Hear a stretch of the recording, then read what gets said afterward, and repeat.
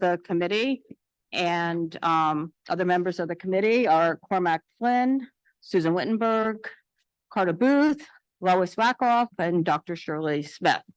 So I'm going to be taking things pretty much in order, but not completely. If anyone is here from the public, first, everybody in the room, make sure you've signed in on the sign-in sheet. If you're here from the public and you're here to speak on an application, make sure you fill out a speaker card, which is up front here, and hand it to us up at the table.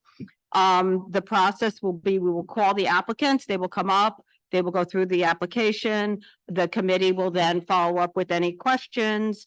Once the committee is done, we will go to the public. I'll call you with the speaker cards. If there's more than one person, you can just come up and line up at the microphone so that we're not wasting time waiting for people to come up. It's just everybody who's here to speak on an application, just come up at the same time. So you can ask your questions or make your statements about the application. We will have no back and forth. Once the public is all done, the applicants can then address anything that they'd like to address from that. And we'll go back to the committee for any follow-up. So again, I ask that there is no back and forth. The applicants and the public are both addressing the committee. And be sure to speak into the microphones, please. There are printouts of the agenda on the table here, and I believe that's it. If anyone is here for 219 Mulberry doing business as Ruby's, they are going to be laying over the application until next month. So we will not be hearing that tonight. I guess if you are here, I don't have a sign-in sheet for that. But if you are here to speak on that and can't come next month, I could take you tonight. And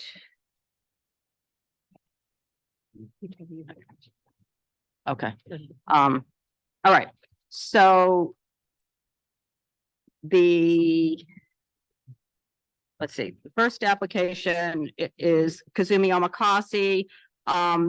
That's for Tavern wine. That's strictly a re-notification. The original 30-day notice said it was a sushi restaurant, which it is, but the liquor authority is asking that they say it's a bar tavern because they do not have a full kitchen. Our stipulations recognize that they did not have a full kitchen, so we didn't need to do anything. They just need to notify us. And then Dante Grove Street LLC at 85 McDougal or 8385 McDougal. That's an on-premise for a restaurant. We heard that back in March 2023, and it was over 270 days since we heard them, so they had to just re-notify us with another 30-day notice. They re-signed stipulations because the entity originally was L Pride and now it's Dante Grove Street LLC. There are no change in principles and all the stipulations are exactly the same. So their appearance was waived as well. So the first application we are going to hear is Tourbillon 47 LLC doing business as Estela at 47 East Houston, on premise for a restaurant. This is a change in method of operation.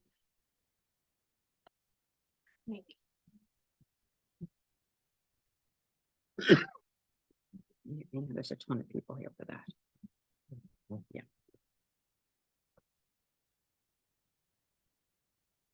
Thank you, sir. Thank you. Michael Kelly representing the applicant. Hi, I'm Lauren Miller. I'm the Director of Operations for Iaccas Hospitality, and I've been with the company for a little under 3 years. This is a changing method of operation for Tourbillon 47 LLC, DBA Estela, located at 47 East Houston Street. They've been open and operating with an on-premise liquor license since June 14 of 2013. They're between Mulberry and Mott. They're a full-service restaurant with background music. We have 21 tables, 56 seats, and a 13-seat bar inside. There is none, and there won't be any outdoor seating. We're requesting a change in operating hours so we can serve once on a daily basis. We currently open at 5 p.m. on Monday to Thursday, and want to open at noon like we do on Saturday and Sunday. The closing hours will not change, or Sunday to Wednesday, 1 a.m., Thursday, Friday, and Saturday, 2 a.m. We have 4 signatures of support from the building and 21 others from the immediate area. Okay, so all the stipulations will remain the same aside from the hours? Yeah. And there was a lengthy stipulation agreement about the noise and everything else Yeah. from before. The restaurant. I think that's seems pretty clear. Does anybody from the committee have any questions? Just just go over the ownership from the beginning. Okay, so just go over the ownership. Okay. Because there's some changes in our documents from the inception. So if you could just explain the evolution of the ownership, that would be. All right. The evolution of the ownership of the principals or.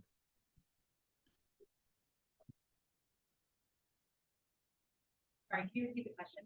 Yeah, just the evolution in the ownership of the principals. The ownership of, so currently it's owned by, a gentleman named Ignacio Matos. He's the sole proprietor. I'm not sure who was on. Was Thomas Carter on the other? Yeah. Yeah, Yeah. so, he left in 2018 and is no longer part of the business in any capacity. So there's only So- one principal now. Yes. Okay. That was- Okay. Okay, anybody else have anything? I don't see anybody here from the public on this? No? Okay, I think good, thank you. Okay, the next one we are going to hear is Tokana Cafe Bar Restaurant doing business as Little Rascal at 163 Elizabeth Street.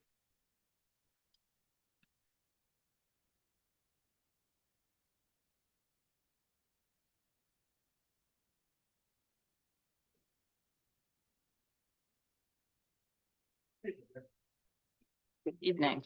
That's all for what you will have. I need one down here. Thank you. We can share. Get your cases on tonight, no matter how these things go. It's very Christian.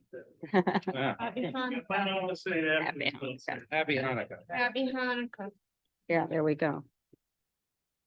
My name is Brian Palillo, and I represent Tokana Restaurant, Cafe Bar Restaurant Inc. We've been licensed for since 2012, first point of beer, now with liquor. We have the opportunity to take the adjoining space, to 29 Kenmare. We've been expanding that space for dining room only, nothing else. There won't even be a bar back there. And obviously, you know all this, it's very pleasant. Okay, so do you want to just run through the hours, the seating? That was the change, what we Do currently you want, have. okay, so what is that? Just that, Want to make sure it's right on the steps. right, I don't know if there was the two. I think. Oh. They're imposed. They're imposed. No, but we, Oh, but the full- yeah, we were there and I don't have, there's no video up of I've it, got, so. 4 PM to midnight, Monday to Thursday, 4 PM to 1 AM on Friday, 11 AM to 1 AM on Saturday, 11 AM to midnight on Sunday. Additional restaurant. okay. And the doors closed by 9 PM Yes. and who is with you? And over, my name is Samir. Okay, okay. And, okay, so you currently have, what, how many seats is, it's 20,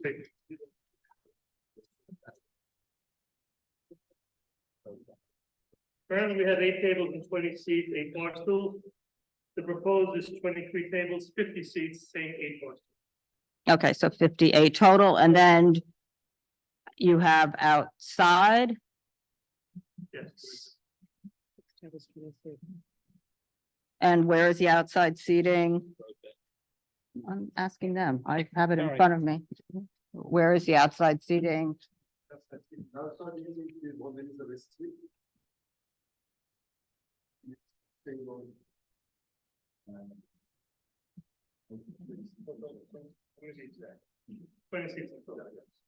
And that's in the road bed. That's in the road. Yeah. And are you adding additional, that was, We're not adding any additional seating. Ever? Sir? Ever? No, I can say ever. And this application. And so we don't know if you're allowed to have outdoor seating on Elizabeth Street because nobody knows the conditions that were imposed by the liquor authority. And it may have been no outdoor seating, which would preclude them from extending, so. Oh, that was a non-response from them because if they're existing stipulations, that doesn't change them. So we don't know what was imposed by the full board. Yeah. Well, we don't know what was represented at the full board, right? Well, that's what I mean. Nobody,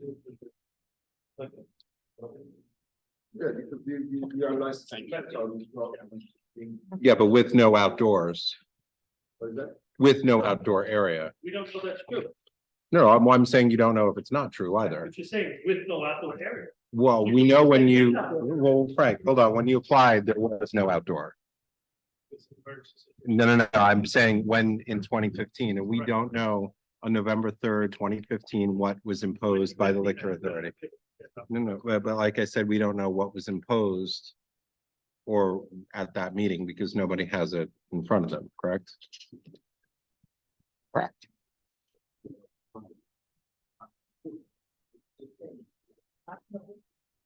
So. So the roadbed is just part of the, Existing restaurant. well, it's part, The it's, road bed, okay. right, but the roadbed was part of the temporary program, so. There is no permanent program yet and you can't apply for it yet. Right. But we So have it. have it, we're not. Moving it. So basically you're, Yeah, but I think. okay, but you're asking us to go and extend into the other place. Right. There's a public interest involved with that. No, there is an alteration application, there is not. Well, Oh, that was actually. Doubling the There's seating. the precedent Well, with a White Horse. yeah, but the state liquor authority is incorrect. Okay. You do not have a private subsidiary for an alteration. There is no public interest for an alteration. Okay. And if old Vince thinks that's precedent, that's insane.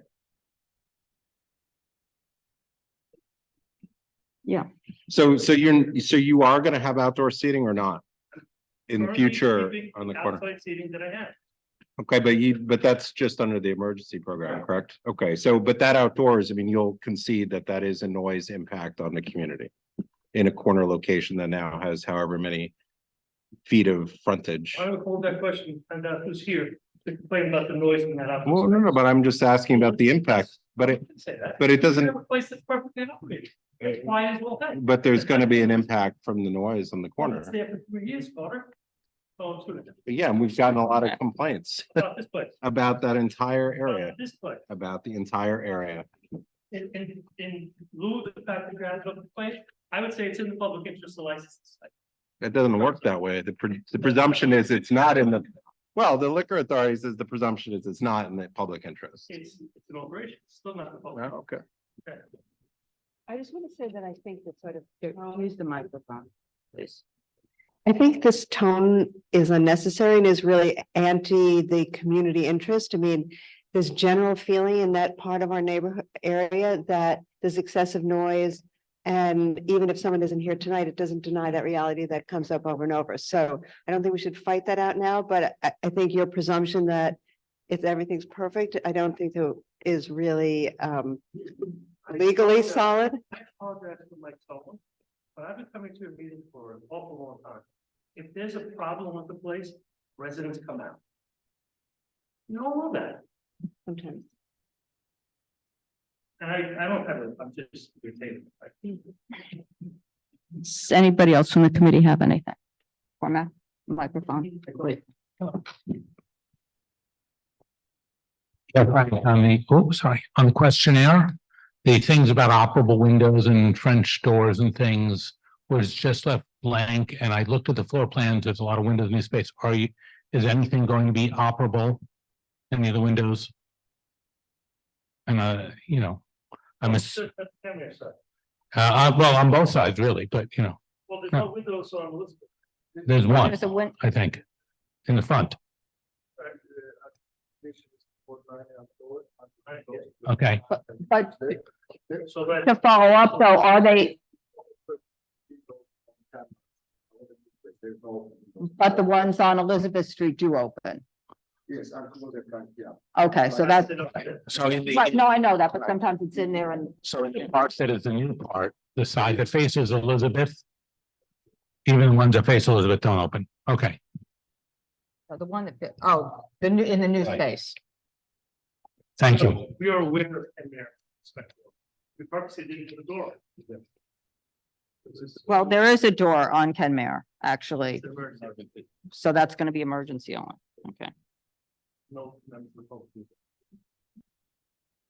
Okay, I believe we have, one person from the public here, Omer Ganadu? Well, you have, so, So just stand up and say you support your brother, please. well, you have to come up to the microphone and state your name and to let us know if you live near there or you're just here to support your, I am when I've been over, I am with my brother for the operation last 8 years. okay, so you're a co-owner, or you're co-owner, but you're the general manager, okay, I am okay, second of the business. Since I'm here, I am just helping my brother for the operation okay. and I follow also all the rules, what we are talking about. Thank you. For also giving these petitions, I know you have them, you take one full page of extra. So you want to make the public. Okay, Who are these people? Residents? And I mean, do you have any way we can contact them? Sure, those are their addresses, stop by.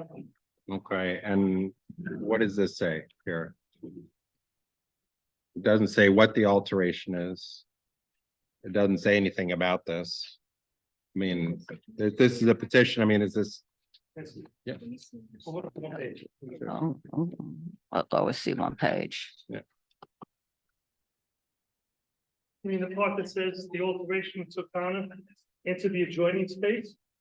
Is that the Yeah, I part that mean- you could put? Well, I'm just wondering, it doesn't say what the adjoining space is. Yeah, they don't have the address. No, it doesn't list the trade name of the residence either. Tokana? Says Well, DBA is Little Rascal. Little right? Rascal. That's what all your paperwork says. These are people that you stand on the street next to something in front of the place. I'm just, Graham Doesn't have Milton. the address of what the petition is for. The address isn't going to change. But the people that sign Right. like to know what they're signing, and what address they're signing. Those people asked you before they signed, no, we are just mostly collected them, the people that will come to our restaurant from the neighborhoods. So they know what we're doing. Pine Street, Milton Street, Brooklyn. That came from your restaurant, Mostly these are our We guests. serve the they're neighborhood. eating there. Yeah. Oh, well. Right. Probably that. Of course, they're gonna throw it just eight. Right, We are- What if it wasn't good? Right. so, okay, so there's no sidewalk seating.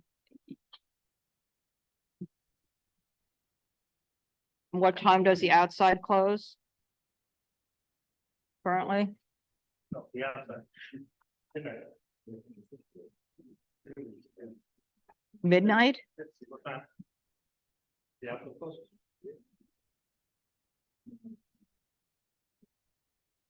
Not 10 o'clock like most places. and this is one of the most biggest areas we've gotten complaints on your block and your shed in particular, you know, the fire department's had trouble with early on. I mean, this is one of the biggest impacts in our community on noise with outdoor dining. Well, and then you want to be open until midnight, so. What's that? Well, you have a shed there. And those are the complaints. It's not just your specific space. You have outdoor dining on this block. The outdoor dining goes all the way down the block.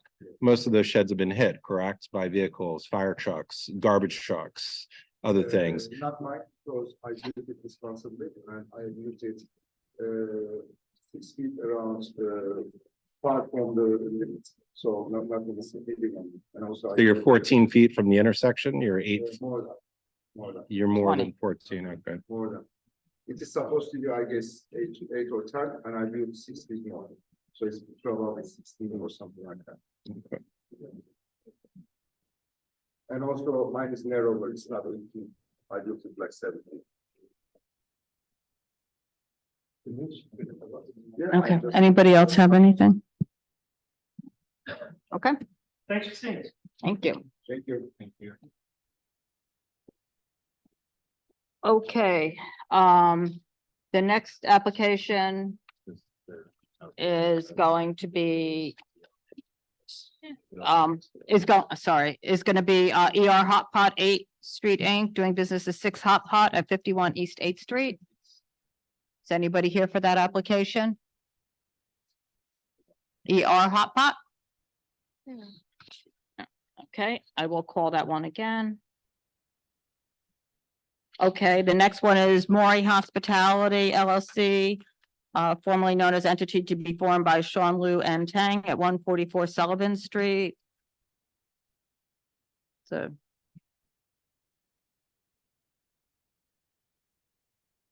Paper clips. Hi. This for.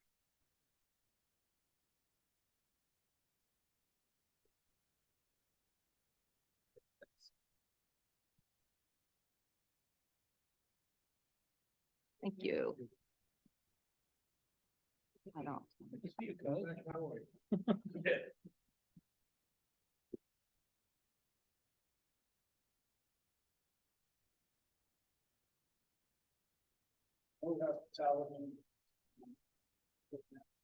At 144 Sullivan Street, in West Houston, it is a small boutique sushi restaurant with one counter and 11 seats, no standing in the premise. Total occupancy with staff would be 16. Hours of operation are between 5 p.m. and 12 a.m., 7 days a week. There's only background and music. They will have private dining if the corporation comes and rents it out for a holiday or birthday party. There will be no dancing, no live music, no DJ, voting, student, or no outside entity. Can I answer any questions? Okay, so who is with you? Okay, so I guess that would start to go to my first question, which is the principals just say Luan Tang. He just came on board in the next 2 weeks, and Mr. Tang could make a decision. Okay, so how do you spell his name so I can put it on, if you could? So my name is Sullivan, S-O-L-O-M. Okay, that I can handle. Oh, wait, I guess Solomon is discussing. And my last name is Ali. It's A. Oh, so you were on initially the first when we got this. Okay, so that was my question. Okay, and so it's you and Luan Tang Correct. are the two principals. Correct. There are no other principal. They may bring in more people to financing, but they're going to run this out. Okay. And then are there any operable doors or windows? No. He is the chef, basically, he will run the whole kitchen, and Mr. Tang will run the front of the house, and the operations, basically. Okay. And then this is the South store. This is not where local. Yeah, close to local. It's close to local, but it's local is still there. This is not going in that space. No, If you're looking at the door, you're on the left side. from the local, right, So you're north of local, just north or south? so local here. Yeah. You're north of Right, it's the local. north side. Okay. So this was not licensed before? No. No, okay. And then is there any access to the residential hallway? In the wash space, Yeah, no, it's a separate door, when you go in hallway from residential. Goes up. Wash space is off. and there's It's no not- door from your space into that? No. Okay, and there's no patron use of the cellar? No. No, It's just, you can imagine, it's a sushi restaurant where the cooking, Right. and the cooking, where preparation is gonna be going, you can see, there's 11 spots at the counter, and that is it. okay. It's basically a place where. you're gonna be Is it- taking different- Is it reservation only or, They're trying to decide that, they may go that way, only because if two large parties come in, they may not be able to fit them, because it's only 11. right, So that's something they're trying to decide. okay. I think I saw something that entertainment level music was That was checked a off. That was a mistake, mistake. So it's only background only. Okay, I thought that was probably a mistake. Okay. Does anybody from the committee have any questions, Lois? It's just bringing up, oh, okay, all over the place and, can you hear me? Yeah. And the menu seems fine. My question, I have two questions. How many seatings are you gonna have? Is it like every an hour and then you have to leave, an hour and a half and you have to leave? There are places that I know I've been to that they cut you right out if you're too slow in eating, and then you pay the check and you have to leave. So what is that going to be? I can't hear you. Oh, I might need to be turned. Yeah, So we try to do like 5 to 7 and then 7 to 9 and 9 to close. Okay. Yeah. Next question is, maybe I didn't see it in your application. What are the price points for your alcohol, for your beer and wine and probably sake? What, do you sell sake by the bottle or? Do you know what you're gonna price or you're still working? That's really Yeah. Sean's thing. It'll be market price. They're not. What is market price, please? I go different places, they all have different prices. You know what? I can't answer your question right now because I don't even know what market price is, but they're not gonna charge overboard for alcohol. There's 11 seats here. They're looking to just do this. They're looking to do the 3 seat savings. This is a liquor license committee. Yes, yeah. I So know. what are the price points? What do you think you're gonna We just charge? And check are with- they little bottles, a bottle or? So I think we're gonna do like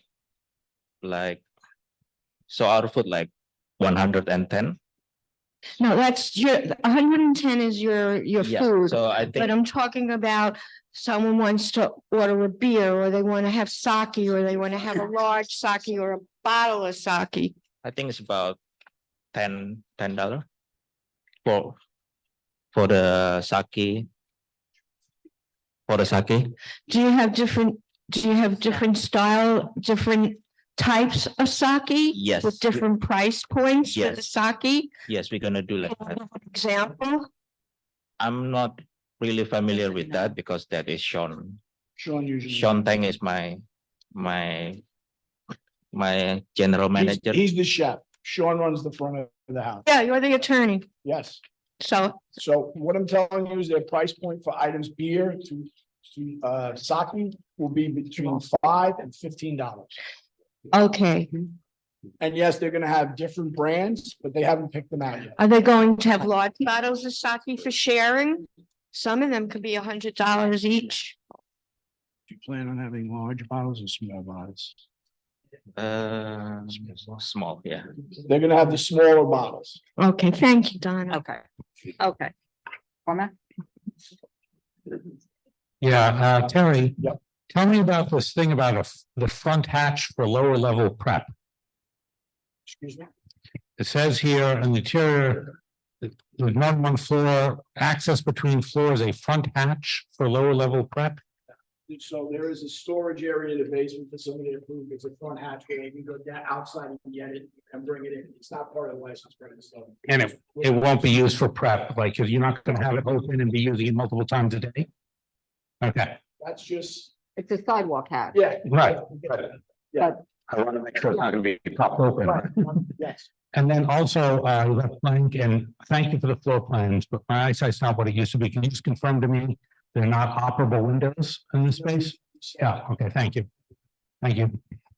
Anybody else from the committee? No. Okay, I think we have people from the public. Nikki McGee. You just speak on this one.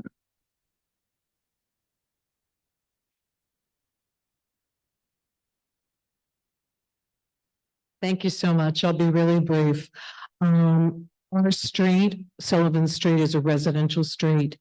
It is deluged, flooded. It's a tsunami of alcohol licenses on our block. I have no objections to this particular actor because I don't know anything about them, because there is nothing to know about them yet. But on general principles, how many alcohol licenses on a single block is too many? I won't answer that question. I will tell you that there are 9 outdoor dining sites on the block. They all serve alcohol. It is too many. We already have too many.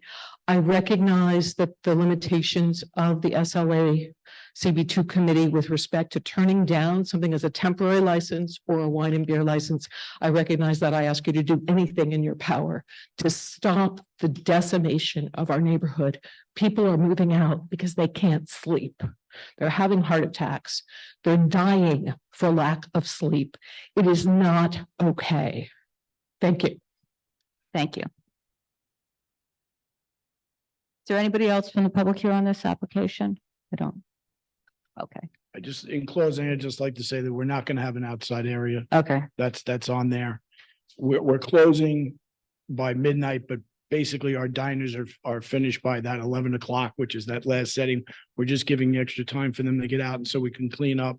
Everybody will be out of there by midnight. So it will not be late night and it's only background music and it is only 11 people and 5 staff. previously I listened. Okay. Okay, Thank you Thank very you. much. Have a Thank very you. nice holiday, everyone. okay. you too. Thank you. Okay, the next application is going to be 770 Kitchen LLC doing business as Sweet Rehab at 137 Sullivan Street. This is a change in method of operation. If you're here.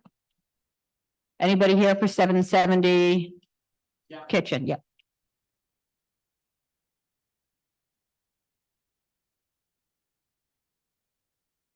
Good evening again, still Frank Palillo. And with me is, please introduce yourself. My name is Kevin Berry and I am the HR manager for the He's also an owner of the premise. restaurant facility. You're also a member of the company. What was your name again? Because I'm Kevin Berry. Arthur Kevin Berry. Yes, Sweet Rehab. Okay. Go ahead. I want to be as exact as I can. In 2021, nearly 3 years ago, January of 2021, nearly 3 years ago, we appeared before the community board. There were certain reservations and concerns from neighbors. We agreed to a stipulation which we have honored. And we'd like to extend the hours of operation both on the indoors and the outdoors. Have any questions that you have? Yep, go through what it is now, Frank, so I don't, The current hours are, I'm sorry, it's really talking here. 9 AM to 10 PM, Sunday to Thursday, 9 AM to 11 PM, Friday and Saturday. And what do you want to change the hours to? The hours we have requested. Let me to mention, please.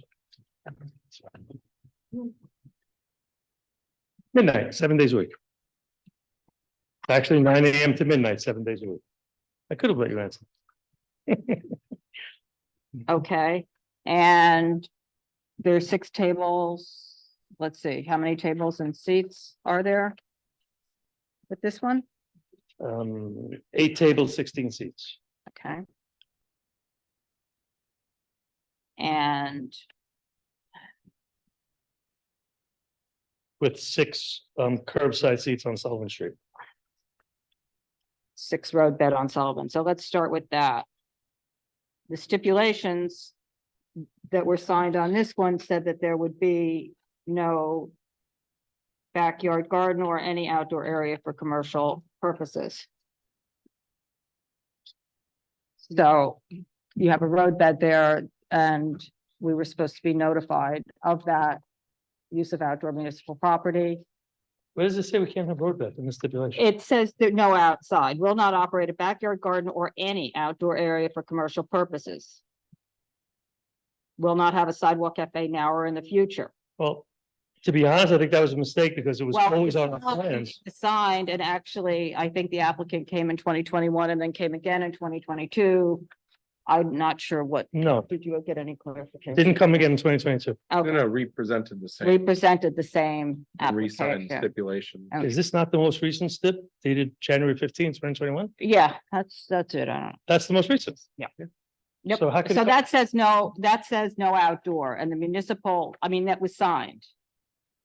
I'm sorry, but it says all outdoor seating ends by 11 PM. We had long discussions about the outdoors Because, in committee. because, right, they agreed to have no outside except for that temporary program that was on at that time. Okay, This is not a temporary program, and the notification that was put out by the Liquor Authority as of June 30th, 2022 said that licensees that have as the condition of their SLA license a prohibition against the use of outdoor space are not eligible for use of outdoor municipal property. In order to utilize such space, such a licensee must apply for a change in method of operation and be approved. we don't have a prohibition against the curbside. It was discussed in committee and We granted. do, no, it was not. It was not, you signed stipulations. Our that agreement said- allowed us to operate the outdoors till 11 o'clock. I wish we had video of that. It, under a temporary program, not under a permanent program and not continuously going. Well, This temporary happened in program ended- 2021 in Right. when people were doing the outdoor dining as an emergency measure for COVID. We don't have COVID and we don't have an emergency situation. And these stipulations that said no outside were in specific to not having the outside of that temporary prohibit. The temporary program never became permanent. It stayed temporary.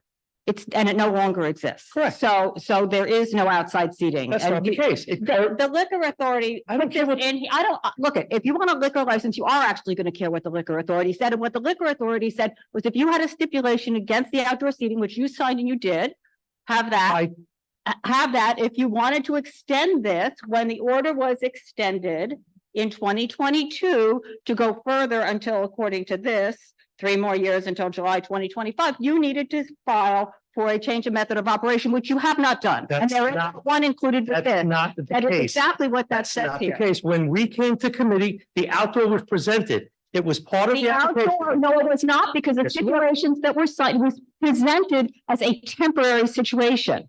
As a temporary situation, it was not, otherwise we would not have had stipulations that say will not have, and it's all over here. My stipulation says my outdoor closes at 11 o'clock. And your stipulations say that there is no outside. This was a temporary situation, Frank, and you know. No, I know that we discussed this at committee at length. Right. And we agreed on those hours. It's checked off actually in 2 different places because we discussed this at length. Will not have a sidewalk cafe now or in the future. Will not operate. I a disagree. backyard I garden or disagree. Any out, you can disagree all you want. Your questionnaire questionnaire- doesn't include it at that point either. The So, plans did, the plans did. I'm sure well, the the plans did. questionnaire did. Well, you didn't present it, so it was presented by Mike Kelly, Right, but I, and there were no outdoor plans. Did you Looking at the get- questionnaire from 2021, there's no outdoor area. that presentation was not the stipulated presentation, Carter. I came after Mike Kelly. Sorry, guys. You didn't present on it. I did certainly No, present. it's just it was represented. Yeah, when did you show up? I'm gonna say December 20. This is dated January 15, 21. I say I was here January 2021. I'm afraid what you have isn't up to date. No, Yeah, but what we have is I'm totally looking up in to date. January of 2021 and Mike Kelly presented it. Well, then someone made a mistake. You can ask Mike because he's here, but I did it. That's my notary on it. This is because it came back again in 2022 and the same. It came back in stipulations were signed. 2022 because they didn't file it because Okay. the 270 I think we days. had disagree. passed. I just think we disagree on the outdoor space, but Well, you can disagree all you want to. on as this. can you? Yeah, you're right. two places says no outdoor. So are we removing the outdoor or? No. It's not removing the Not outdoor. removing. Adding seats to the sidewalk. Maybe you want to let the applicant speak. No, I'm Oh. speaking for the applicant. Okay. What was your question though? The second question? Is he adding more outside or just keeping it on the roadbed on the same cramped street that we heard a second ago? Okay. St. Cramp Street. So he wants to extend the hours till midnight. All this is about, but again, my client's mentioning this is just about changing the hours. Okay. Anybody else from the committee have anything? Dr. Smith? Make sure you take the microphone.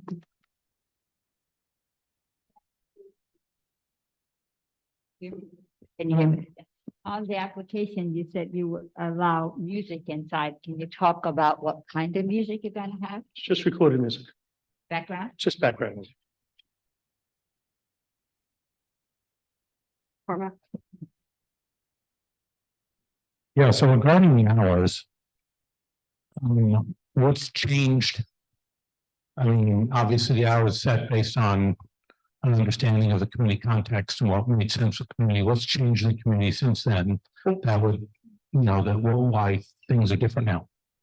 Well, I think you'll find petitions strongly in support of immediate residents. I think there's some people here who would like to speak both for and against this application.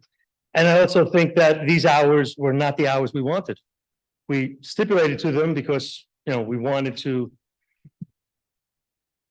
have the opportunity to prove that we can be good neighbors. But you're making up stuff now because that's not what was represented. What is? I'll just read for you. The hours after COVID would be closing at 10 PM Sunday and Thursday, 11 PM Friday and. Where are you? Outside now or inside? No, that's inside. And that was Mr. Kelly's presentation at that time. My presentation was And after the reason Mr. that Kelly's. it was, the reason that it was later for the hours and there was no service of alcohol was because there was delivery until midnight. Right. I just distinctly remember this whole conversation. Yes, there is deliveries to midnight. But what am I making up? No, meaning that they said that they'd never need to be open past those hours inside for customers and they If didn't. you're looking at Iaccas Kelly's application, not looking at the most recent application. I'm again. looking at the transcript from the January 2021 meeting. These are not the hours that we requested. I'm not making things up. We agreed to these hours in order to go forward. We've lived with these hours for almost 3 years. We're asking for Other a issues 1 at hour the extension. time that the reduction of hours, these are the presented hours that came with the. In the customer. Kelly's application, not mine. That's who presented in January 2021. The hours, okay, I'm looking at the questionnaire that we have from January 2022. 9 to 10, 9 to 10, 9 to 10, 9 to 10, 9 to 10, 9 to 11, 9 to 11. Those are the hours that we have for that time period. Well, I would need to go back to my file and take a look at that. But we're here for a 1 hour extension of hours, And it's all desserts, 2 pastries, days a week. cookies, boxes of Sweet Rehab. And this, Frank, is your application because attached to it has your name on it. So those are the hours you presented at that time. So.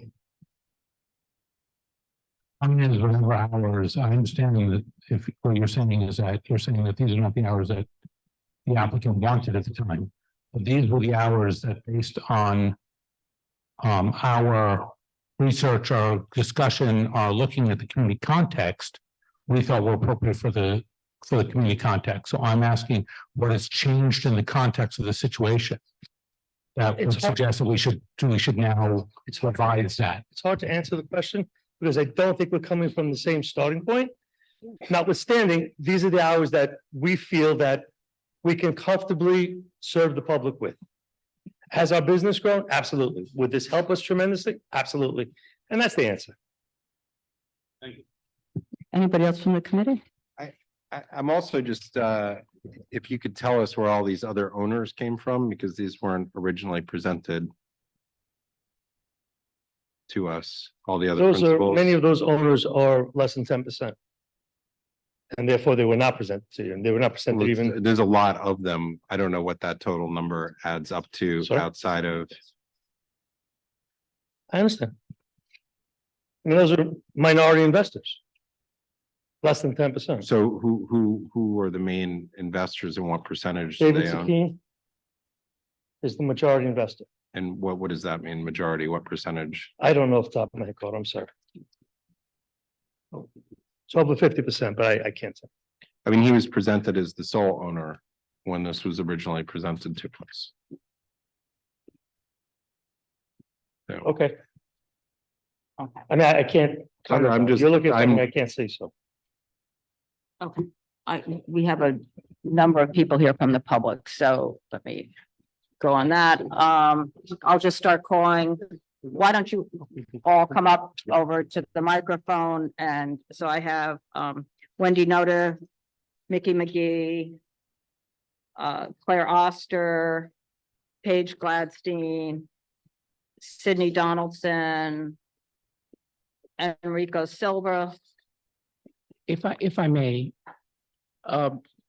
the primary reason for the request to increase the hours, if I may, the primary reason for the request for the increase of the hours to midnight is the fact that we really have a global clientele that is accustomed to eating and basically coming to our establishment after they've gone to the theater. They're accustomed to eating later, and we are essentially a dessert bar. And we offer, of course, a variety of desserts and champagne. And as a result, they're very much accustomed to doing this after they've done all this around the city, all over the place. And when they come to us, that's why we were interested in trying to expand or extend the hours.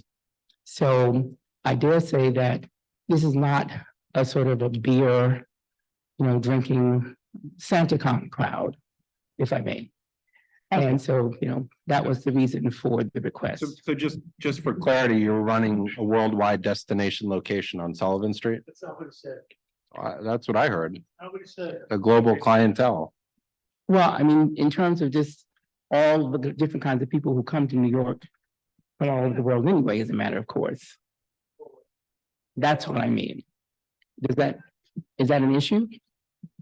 Well, yeah, it's a small locally zoned street, it's residentially only zoned. It's not designed to have the capacity to have people coming from all over the city. It's supposed to support the local neighborhood. With all due respect, we're also very small. We only have 6 tables inside and there are only 6 tables outside. This is not a huge environment. So it's very intimate and very, very petite. Well, I mean, relatively speaking. the issue is that there's been a radical transformation on this block of every single storefront, that now the impact from all those storefronts is later in the evening. Well, I dare say that. And that's these are all businesses that used to support the immediate environment. Absolutely, and I dare say that's probably something that extended as a function of the changes due to COVID and everybody adopting to that as a matter of But course. the people that live there also need to adapt to this, and they're not adapting well to the later hours and all the outdoor seating. I'm just. Absolutely, putting that out point there. taken, point taken. Okay, so let's go to the public. If you want to come up and state your name. Okay, my name is Wendy No Diff, and I live at the same address as the bakery and have for many years. I'm here not only on my behalf, but also on behalf of the tenants that live directly above the bakery. When the bakery asked initially for their first beer and wine license, I advocated for them. And I found them to be fine tenants. And they put in a beautiful kitchen, very clean. And for the most part, they've been good tenants. But I'm here also to complain about a few things. One is they put on their website now, it's been on the website, I don't know how long, that they're open until midnight every day. Of course, they're closed on Monday. But that's not true. They're not open till midnight every night. So they're informing the public to come. And my understanding is that one of the reasons is that they want them to come, and supposedly, if they're closed, they can wait outside and get their order made up for them. But unfortunately, when people are waiting outside, they make noise. And that disturbs the tenants that live above the bakery. So I think it's improbable, it's not correct to tell people to come when you're not open. That's not right to do. And, you know, I understand that I want them to make money. I want them to be successful. I'm not here to stop them from being successful, but I want them to be courteous, to be considerate of the people in the neighborhood and the people in the building. I live in the back. I don't hear the noise.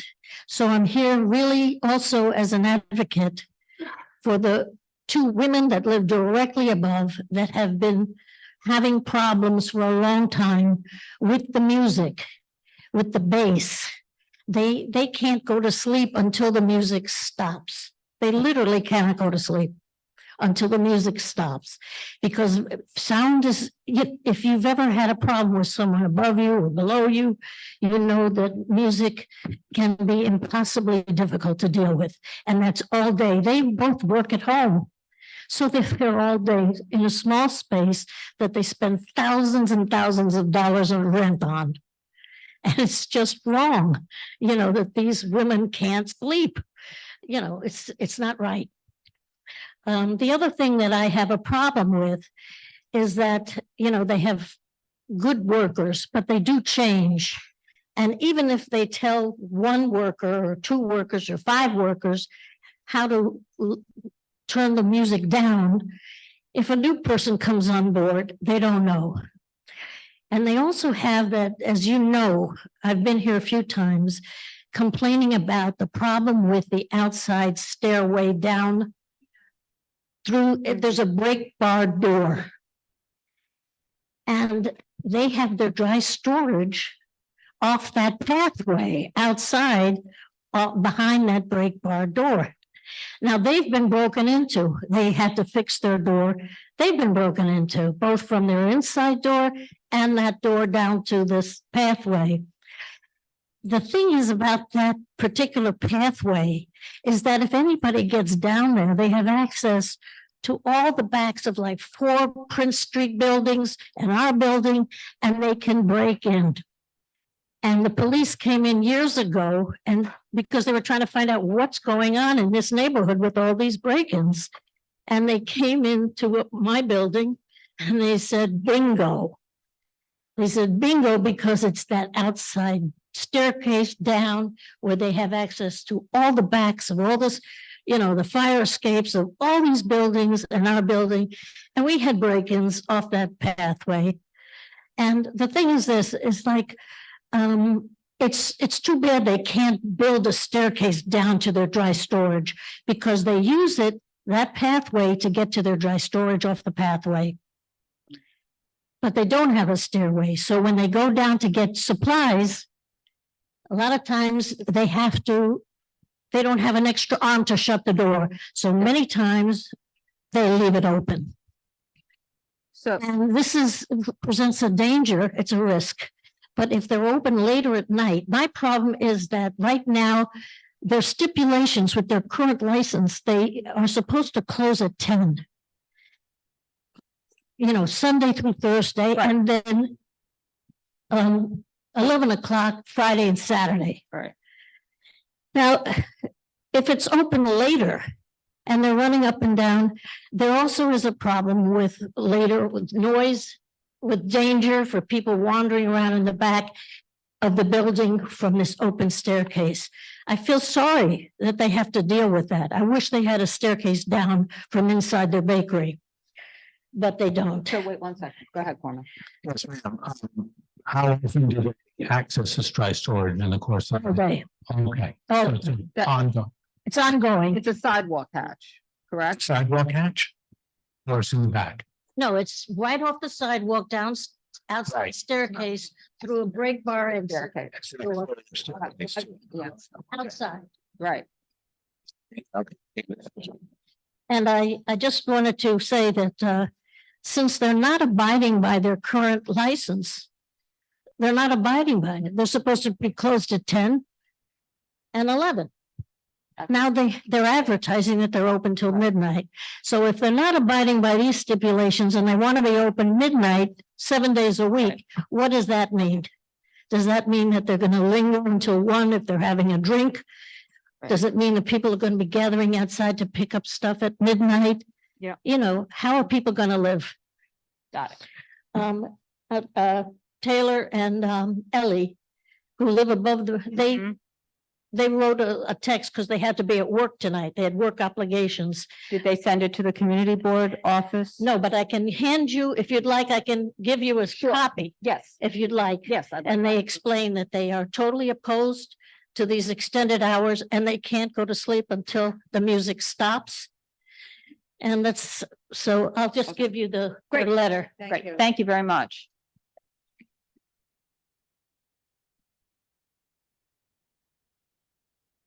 Mickey, go ahead. Great, thank you. Thank you, Donna.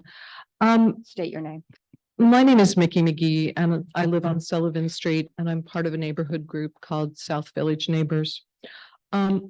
Wendy spoke eloquently to the noise issues. I have two additional things to add, one with respect to noise and the other with respect to the maintenance of the shed that's in the street. One of the things that is an unintended consequence of the open restaurants program and the newly adopted LU 12 Reso 53 adopted by the mayor in August is that all restaurants are now allowed to operate with open facades, open windows, and open front doors, irrespective of the music inside. So the distinction between outdoor hours and indoor hours is moot. You will have noise from the indoors, outdoors, whenever and wherever a restaurant chooses to leave its windows open.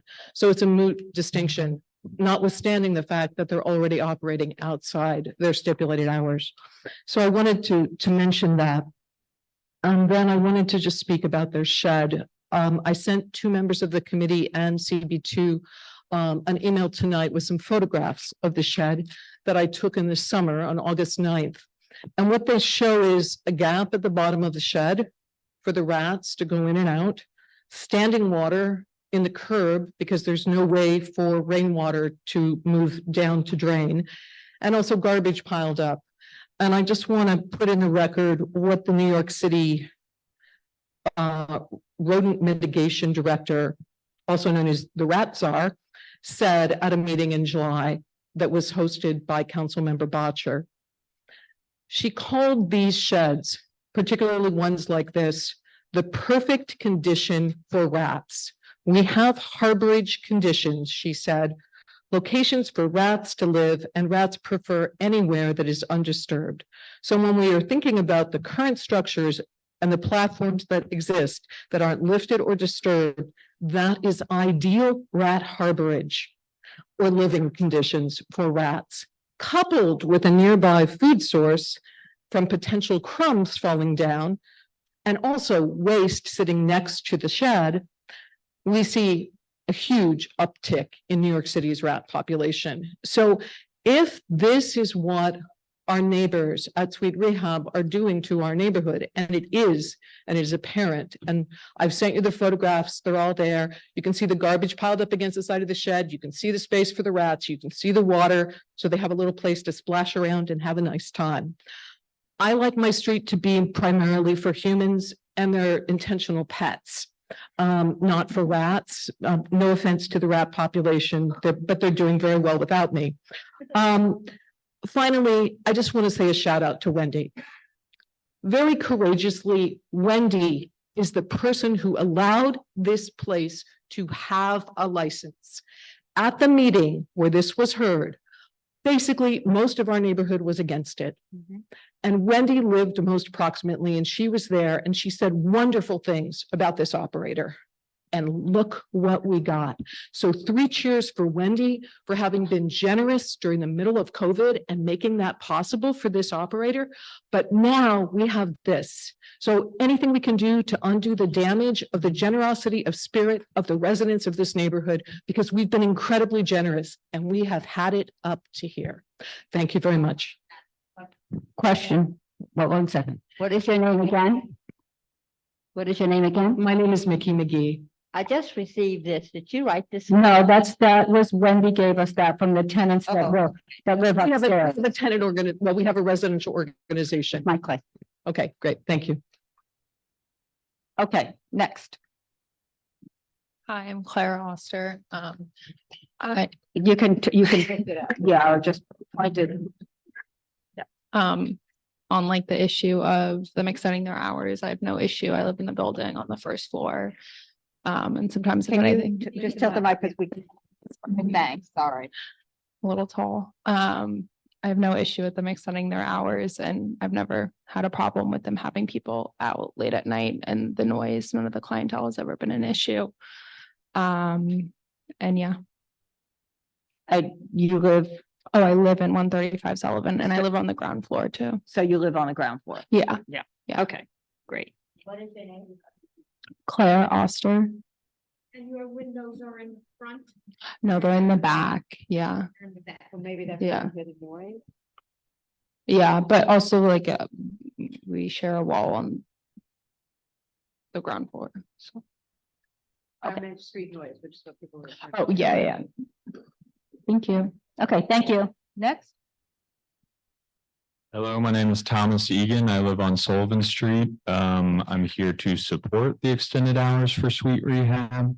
If you haven't been to Sweet Rehab, it's a fine dessert restaurant. People go there for the dessert, not to drink necessarily. Just the liquor license helps improve their overall dessert experience.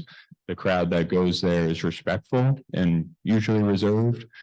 And I'd also add that I think the roadbed is designed in a way that it encloses noise very well and reduces noise on the street compared to other roadbeds, which are more open.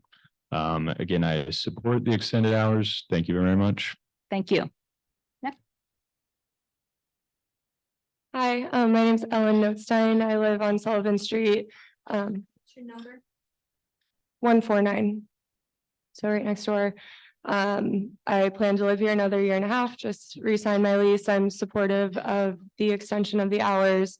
Like my husband said, the clientele is very respectful, quiet. It's usually couples on date nights, no one trying to party really late.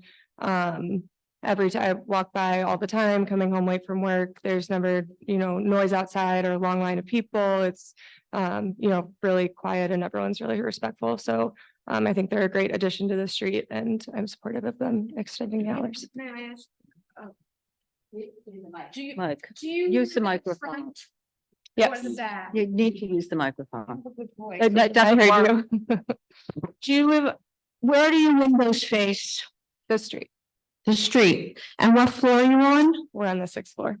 Excuse me? 6th floor. You're on the 6th floor. Okay. So it's possible that the noise doesn't permeate all the way up to the 6th floor. Yeah, Okay. I walk by often and it's never very loud, but you're right, I do not live right above them Okay, or thank share a you. wall. And I'm sorry, but I understand you don't live in the building itself, but down. I the live at street 149. At the same building. Okay, thank you. 149. This is 135, she Right. lives in 149. Yes, thank you. Thanks a lot. Next. That angles down, yeah. A little tall. Yeah, you can just tell, either that or. Thank you. Yeah. So my name is Paige Gladstein and this is Cindy Donaldson and we're roommates in 135. We live on the 3rd floor. Our windows face Sullivan Street. And we are in full support of Sweet Rehab extending their hours. They have been so welcoming and I find them to be a bakery that those are the kind of people I want in my neighborhood. They make my day when they remember me and I've never had an issue. They've always been very respectful. And I'm like others have said, in and out constantly, frequently over the weekend otherwise, but I'm always here and I definitely support. Thank you. Just kind of following Paige as roommates, we have the same experience. And then, Sorry, I'm not the loudest person. just being roommates, very similar experience to Paige as straight facing. They're on weekends, they're weeknights. I haven't had any issues late night, able to fall asleep. I'm an early bed person. I'm usually in bed by 9 o'clock and I haven't had any issues. Okay, thank you. Hello. I'm Catherine. I live in the building at 135. I work from home in design. I take my meetings from there. There's never been any noise to complain of, and I am in support of Sweet Rehab opening an hour later or as late as they can, because I've met so many of my neighbors. They're young like me, and as a young female, I see so many in my neighborhood, and personally, in my experience, I feel a lot safer with them being open later. I come home late at night, and the chefs in the window are baking because they have to to create these beautiful desserts, and we'll smile at each other, see, have an exchange, and they recognize me, I recognize them. So I feel much safer with them being open later. Personally, I think I can speak on behalf of myself. Also, my neighbors that just moved in, they're young NYU students. I know they study late and they come home late. So I've spoken to them about it, and yeah, we're all in support of Sweet Rehab opening later. Thank you. Thank you. Have you worked with the police precinct? I mean, you're unsafe at night coming home? I haven't, but I am on. And that's this block, right? Right. I'm on the Citizen app, so I see what's being reported in the neighborhood. I love this neighborhood. I just renewed my lease. How long have you been living there for? 2 years. Okay, so not before COVID, right? Not before COVID, no. But yes, thank you so much.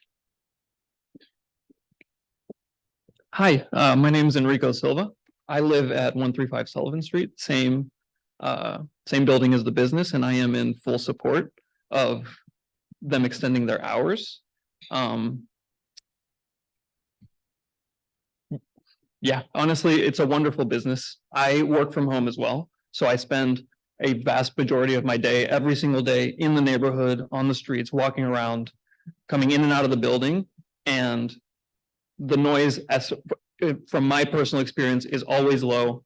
The clientele is wonderful. It's young couples just having a nice dessert after dinner. That's all the clientele is. The employees are very, very friendly. And yeah, I mean, I'm going downstairs to grab packages multiple times a day, and their door is right there, and I have never had any sort of thought of them being too loud, their music being too loud. I can barely hear it from right on the other side of the door, so I can't imagine that being a big issue to other residents in the building. And yeah, it's a wonderful business, so I'm in full support. Thank you for your time. Thank you.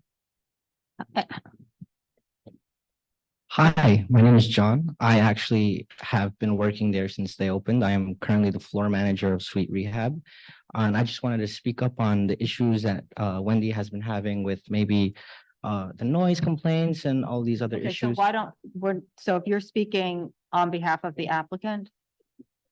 I'm You're- speaking just No. as just. So let us go through with the public first, and then you can address them. Darlene, and you need to fill out a speaker too when you're done. Hi, I'm Darlene Lutz. I'm a longtime resident of this area, 45 years. I'm also a member of the First Precinct Community Council. You remember all my talks every month. I'd like to encourage everybody to come to the sector meetings to get to know your police force that does keep our streets safe. I'm just going to say, yeah, Sullivan Street is a freaking mess and has been since COVID. It's getting worse. And I reiterate what Mickey has said, you know, too much alcohol flowing down the streets here, and late hours. This is the real residential part of Soho. So let's remember that everybody isn't a transient here. Some of us call this home and will and have. Maybe people who come to school, will find their lives in another place in a year or two, but we'll still be here. Thank you. And Nikki, before you leave the mic, hello, before you leave the mic, you don't live on Sullivan, right? No. Okay. And Darlene, fill out a speaker card, please. Okay, so now I'm gonna ask the applicant to come back up. That one issue, then I'll follow. Perfect. So I just wanted to speak on maybe some of the issues that our neighbors have been having with the complaints in terms of the noise and everything. I was there since they first opened, even before COVID. I helped open up the location. In the beginning, I agree, we did have a lot of noise complaints on behalf of Wendy and Taylor. I know them both. I think Wendy could testify that I'm really respectful. Anytime Taylor has had any issues, for example, she called me just two months ago because we had a compressor that was close to a pillar. So when this compressor would be on, she would hear a buzzing noise. So Wendy or Taylor called me and I fixed this issue immediately. We tried to be very respectful. My employees that we do hire, I always give them a full rundown on the rules and regulations on keeping the door closed so that people from the outside don't come in. As you heard, there's always a chef in the window, keeping an eye to see if anybody is going in and out that's not part of the team. As she mentioned, we did have somebody break into our location, but this person did not access our location basement from our staircase. They actually accessed it from Mira Luna 137. If you can see, there's multiple ways to get in through that alleyway, and it does lead to multiple buildings. But we can actually pull up the video if you guys would like, and we can send it over to you guys. These people did not access our basement from our staircase. However, they did leave from our staircase. We also do not use the side door to mitigate all noise on behalf of the neighbors. We only use our door for our employees. So we're constantly going in and out from our door and not the side door. So we don't access the building. When we throw out the trash, it's on the basement, not outside. Now, the issue that we're having with the trash was actually because people were leaving their trash where our section was supposed to be and not the proper section. And so our garbage company was not able to pick it up because they didn't know it was ours. But we did fix this issue with the trash company. We switched the trash company that we had beforehand, before summer, actually, quite recently, and I can pull up this information and send it over to you guys if you guys would need. In terms of the shack, there is a gap, but on the bottom of this gap, there is a wood block that is blocking, and we are aware that the water stays stationary there, but we are contacting our guy who built the terrace, his name is Josh, to fix the situation immediately. But we do try to be respectful and we try to take consideration of the noise and everything. So at 10 o'clock, it's always off. I have had situations where I think you can pull it up on the police reports where this was long ago, maybe like a year ago, because I've been working there since the beginning. Police officers did come into the establishment for a noise complaint. And as soon as they walked in, they started to laugh because it wasn't that noisy. Now, it could be that our speakers are close to the corners and on the top.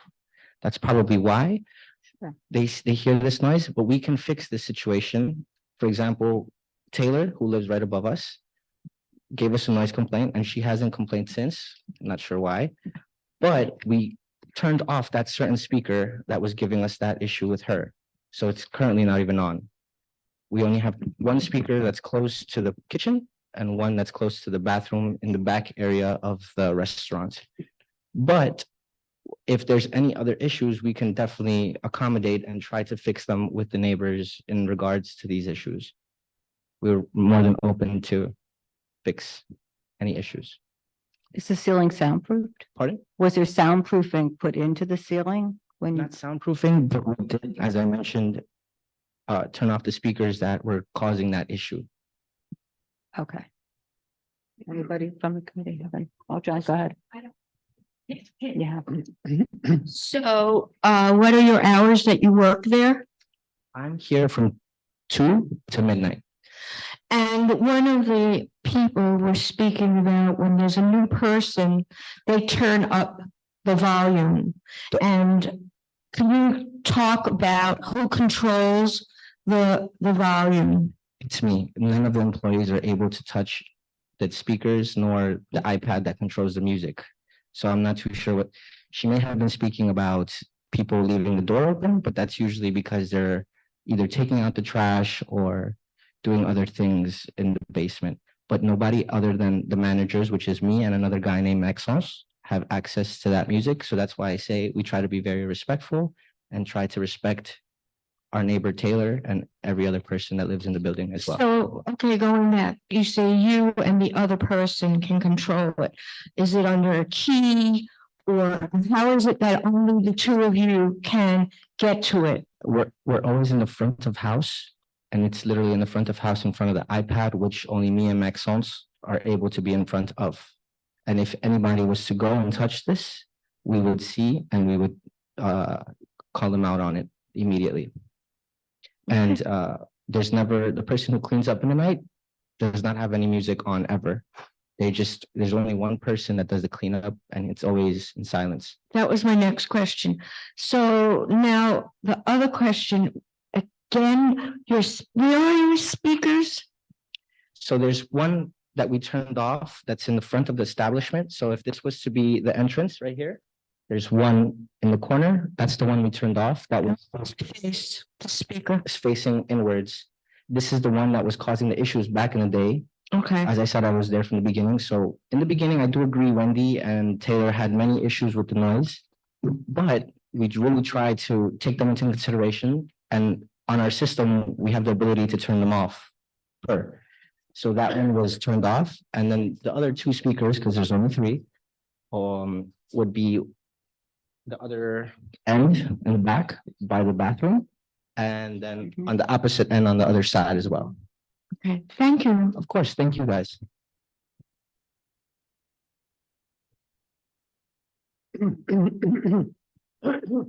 Just want to make one point, and it's nice to see you again. Thank you for the kind words. Both 3 years ago and now. We do not break our steps. We have never broken our steps. The website says 12 a.m. because that's the time that we were allowed to have our deliveries, our pickups. We do not have diners in there at that time. And no one has said that we do. It's advertised, I mean, it's advertised till 12 a.m. It's advertised. Correct, because we are open till 12 a.m. for all Not of our for takeout. people, this, look, I remember this whole conversation. It was for delivery people, not for people to just come and randomly get takeout. It was for delivery people to be doing. We are obeying our stipulation because let me finish. At the stipulated time, there are no people in that premises. So if I go by after 11 o'clock, there's. Try making a reservation after 11 o'clock. That's not what I'm asking you about, a reservation. What I'm asking you about is people aren't waiting outside to take their food after 11 o'clock or anything like that, because it's supposed to be closed at 11 o'clock. So they. Actually, the liquor, what the liquor license stipulation has your hours as, the liquor license, not what you signed with us, but on the liquor license, it's 9 to 11, 7 days a week. Alcohol service stops at 10 p.m. Sunday to Thursday. That's what the liquor license has down. It doesn't actually have midnight down on the liquor license. I don't have that in front of me, so I can't comment. Want me to pull it up right No, now? I I just believe you, pulled but it up. the point I'm trying to make is that at the stipulated closing hours, there are no people in the premises, which is what your stip calls for. We are obeying that step. So nobody's after 11. And just additionally, this is a bakery and confectionery serving light food, sweets and the like, correct? Correct. And that's how that has always been presented to us, correct? So Same menu. on the door, it says champagne bar. I don't think it was presented to us as a champagne bar. It was presented as a bakery. Which it is. Which it is. Go ahead. May I add, it does say bakery, bar. it says champagne bar on the windows, the big windows, but it does say bakery on the doors. Wait, I'm sorry, I didn't hear what you just said. Go ahead. On the doors, it has a B that says bakery, but on the bigger windows, it says champagne bar, just to advertise to people that didn't know that we do sell champagne. A champagne bar is a champagne bar. It's not, I mean. That. And I also wanted to add that we are adding a security system for downstairs just to keep everybody else in the neighborhood safe, which is going to be in place, I believe, next week. It's going to have cameras and an alarm system so that nobody can access that area without us knowing. Well, I would have thought that actually this is something with all the issues that have been happening that would have been done before now, not when you're here now. No, this was actually in the process of doing. We were just finding the proper quote for multiple people to get the installation of an alarm system and the cameras as well. Connie, you just said that we misrepresented that we're a champagne bar. You realize this premises has no bar, right? It says champagne bar on the front. But there's no bar. So it's not. Frank, you're mixing a champagne bar. What? So a champagne bar doesn't have tables? Can you put the word champagne out in his window? Why not?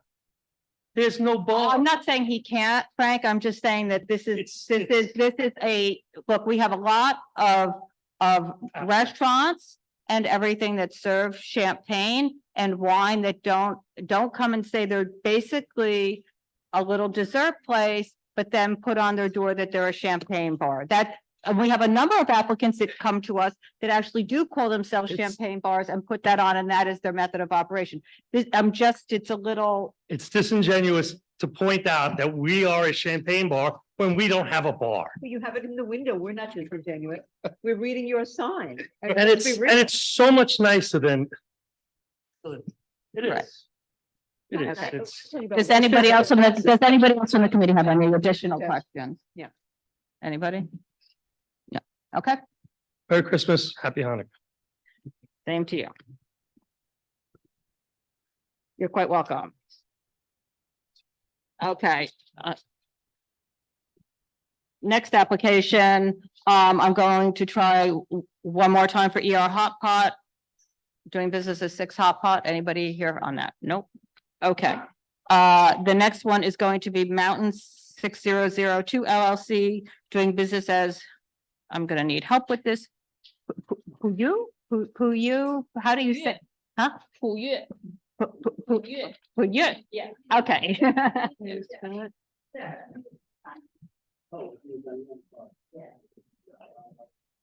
You can do it after you present, just put your name down on there. I mean, he doesn't.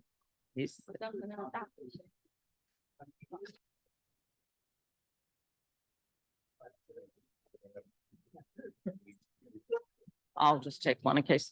Is there anything in here that you did not send into the office, Cormac? Thank you.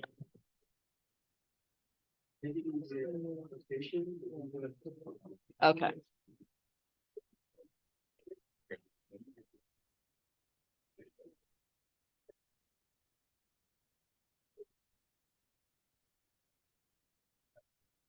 If I may, good evening. My name is Bill Zhao from Bill Zhao and Associates, and I'm the attorney for the applicant. This is a application for a transfer of a restaurant wine license.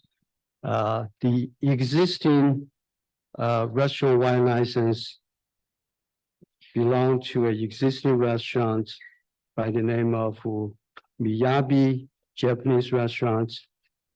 This restaurant has sold to my client, the applicant, who is going to change the use from a Japanese restaurant to a Chinese restaurant.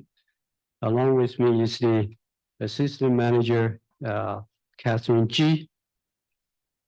I apologize on behalf of the applicant. The applicant has overseas trip, has not returned yet. The applicant's name is Mr. Ning, so he's right now on an overseas trip. This is going to be a vegetarian Chinese restaurant, proposed to be open from 11 a.m. to 11 p.m. The space is about 1,900 square feet. There will be 42 seats, about 14 tables, and the certificate of occupancy is for restaurant use. There wouldn't be any parties or promoted events. It's just sit-in restaurants. And there will be recording music, but there's no TV, there's no bar. There will be a cashier's bar where people can order beer and the wine. So people can go, there's a bar that people can just go up to order beer and wine? Is that? Yes, it's also, it's a stand-up cashier's bar where you pay your, pay for your bills as well. Is there Order- wait staff? Is Yeah, there we wait- staff too, yes. So wouldn't the bill come from the wait staff to the table? Yes, yes, the bill will be presented to the table, but a customer Oh, you can, do? also walk to the cashier's bar to pay instead of waiting there. Okay, Waiting at the seat. so. Okay, okay. Yeah. And so just, you are, Assistant manager. and your name? Catherine. Okay, Catherine G. and so the principal is Ming Ling, Ming, correct. and she's traveling now. He's traveling right now. Okay. And there are no operable doors and windows other than the door to enter, right? There's no folding doors or, okay. Yeah. And let's see, and then the other thing, is there a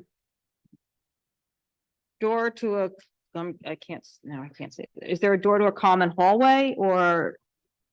No, there, No.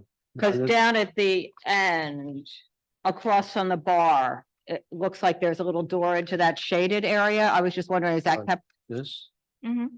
is that an opening? Or do you have like an emergent, is that an emergency? Actually, no, it's that not the door that we're going to open public. Because they have basement. Oh, let's go to the basement. There's a basement. Employee, emergency exit is in the back, so that goes. That goes to the basement in there You mean with the, that shaded area? okay, you mean on the side, across the bar? Mhm. Yeah. Here's the What I'm trying to get at really is not, but is there a common hallway there for the residents in the building? Do they share this? And do you have access? So you use this to get down in that shaded area is how you get to the basement or This is your basement. not? 这个 door 应该是 goes to the basement. Yeah. Yeah. Correct. That's to the basement. I'm just asking the question. I think to anybody else would you?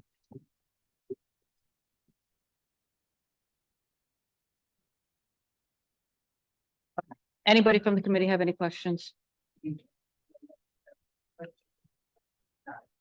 She is the assistant manager. Menu looks fabulous. I was just looking at it and I'm noticing. I understand some things are beyond, which I understand that beyond burger, beyond this, beyond that. But you have crispy sesame shrimp. You have Belgian style shredded pork. You have black pepper sausage. And how are you gonna create that in vegetarian? We call the name like shrimp or pork or ducks, but the thing is they're all made in the proteins. There is not the real meat.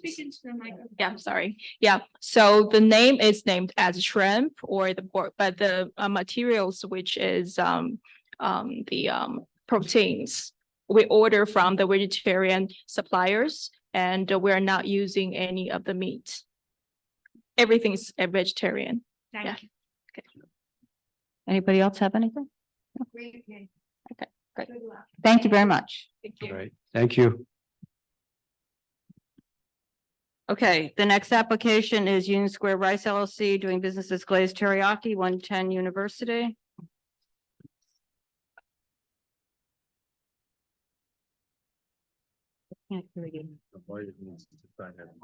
Oh, we need to sign in. Go ahead. Hi, I'm Paul. I'm the principal with Glaze Teriyaki. We're a fast casual restaurant. We were in Union Square for a number of years on 4th Avenue before COVID and opened a new location last month on University between 12th and 13th. We're applying for, beer and wine license. We don't anticipate it to do very much in terms of sales and that sort of thing, but more of a just kind of something to have for those that might want it. It's typical sort of order at the register and sit down and to-go food and so yeah, that's. Where are you? It's a big building, right? Where are you It's the about? former Bullmore with the high-end, the former Bullmore that was taken down, the high-end condo building. Right. Above. It's Serafina, Panera City, and then. So you're the Place. third one from. Yeah, south of kind of in the middle of 13th. it. Okay, In between that and Second Street, the clothing store. okay, and there's no operable doors or windows? Other than to enter, there's no folding No, doors and no. stuff. It was a pre-done affixed, landlord done, block long. Okay, and the hours are 11:30 to 10, Yeah. 7 days. There's no outside. Do you have wait staff or do people just? No. People just order You it? order at the register and we provide in-house plateware for those that do that, but you come up and retrieve it yourself, I guess, and but really casual place, people are kind of in and out, but try to make a nice environment inside for folks under $15. Okay. The menu price. And the TVs, is there sound on the TVs or? Zero sound. No sound. They're not.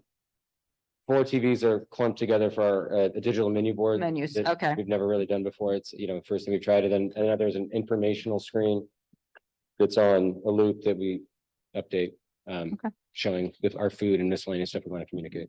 Okay. Anybody have any questions? Dr. Smith? Hi. Go ahead. Okay, do you have takeout? Yes. Just to confirm, I think I know the answer because I've seen it, but there are no operable windows. No. Thank you. We didn't make any changes to the Facade. storefront. I believe it's all one storefront that was pre-done for all the tenants. Yeah, we don't even have a basement. So Some of your neighbors do have sidewalk seating, but you're not having sidewalk seating, right? we do not.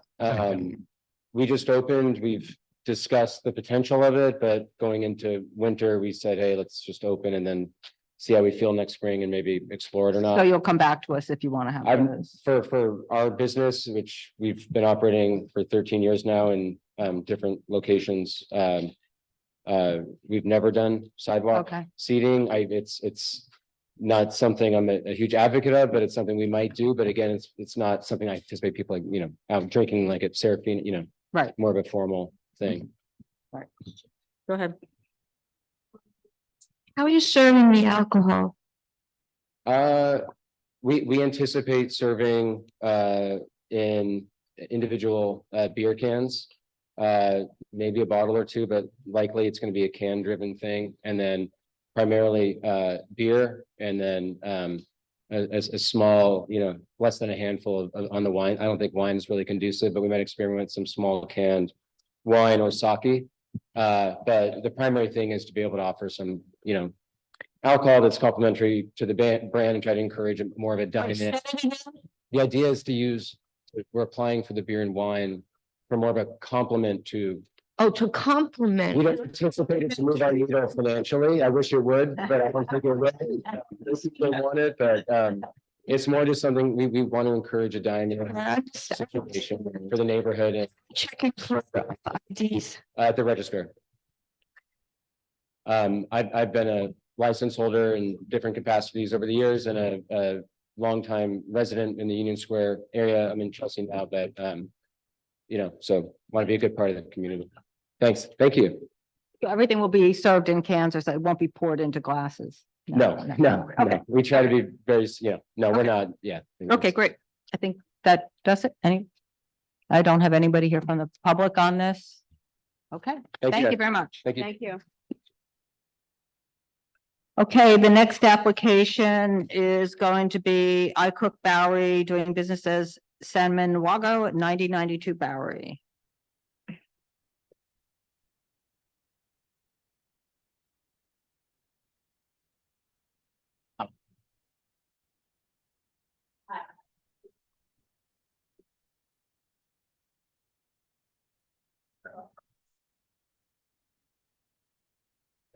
Here, sure.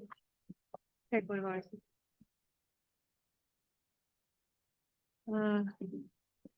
Good evening, everyone. My name is Ying Hui He. I'm an attorney for applicant, iCook Bowery INC. The restaurant, was, open, in 2021. The 2 years they have been very success. Our client, the restaurant like 1,000 square footage. There's a nine table, 18 seat. The open hours from 10 a.m. to 2 a.m. Sunday a week. The building, a sort of a 5-story building, from the first ground floor, all the store and shops. From 2nd floor to 4th floor is an office space. Only 5th floor, top floor, few union residents. So with a client, now no bar, no customer bar, no service bar. There's no no dancing, no music, no catering, no party. So this client can serve the primarily beer, Qingdao beer, some wine as well.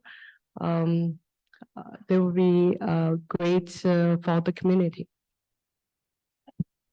And so the applicants, yeah, your name is? Jeffrey. Okay, and so Eric Lamb or Yam is the landlord, correct? Eric? Eric Lamb, yeah. Yes. He's the landlord, Yes. okay. Be clear on that. And you want to serve the alcohol until 2 a.m.? Yes, just to bear in mind, because like customer, we are very famous like in our neighbor, and like a lot of toilets or whatever, they come to our restaurant because in 2022 we named by New York Times the top 10 restaurant, and we've been a #1 for the inexpensive good food restaurant. In the New York Times, yes, the top one for inexpensive. Yeah, inexpensive restaurant. Yes. Yeah. Then a lot of people come to our restaurant. Why you guys don't serve the beer? We more enjoyment over here. And then they want a liquor, but we don't want to sell the liquor. We just sell the beer and wine. Just like. Okay, I'm just gonna, the other places around there closed earlier, but I guess you've been operating already for 2 years at this. They stopped serving 11 p.m., 12 and 1, but most of them are 10, 12 o'clock is when they. Yes, across our restaurant, there's a hotel over here. And before we open the restaurant, we want to bring the prosperity for the community because Chinatown over here, this area, so quiet and a lot the corner sold out people. But once we open and get the corner place across the hotel, met like the people feel safety over there. Anybody from the committee? Would you consider stopping alcohol service at midnight? Just bear in mind. No, but stopping at midnight, so no more beer and wine after midnight. You can serve food later. We still serve the beer and wine after that.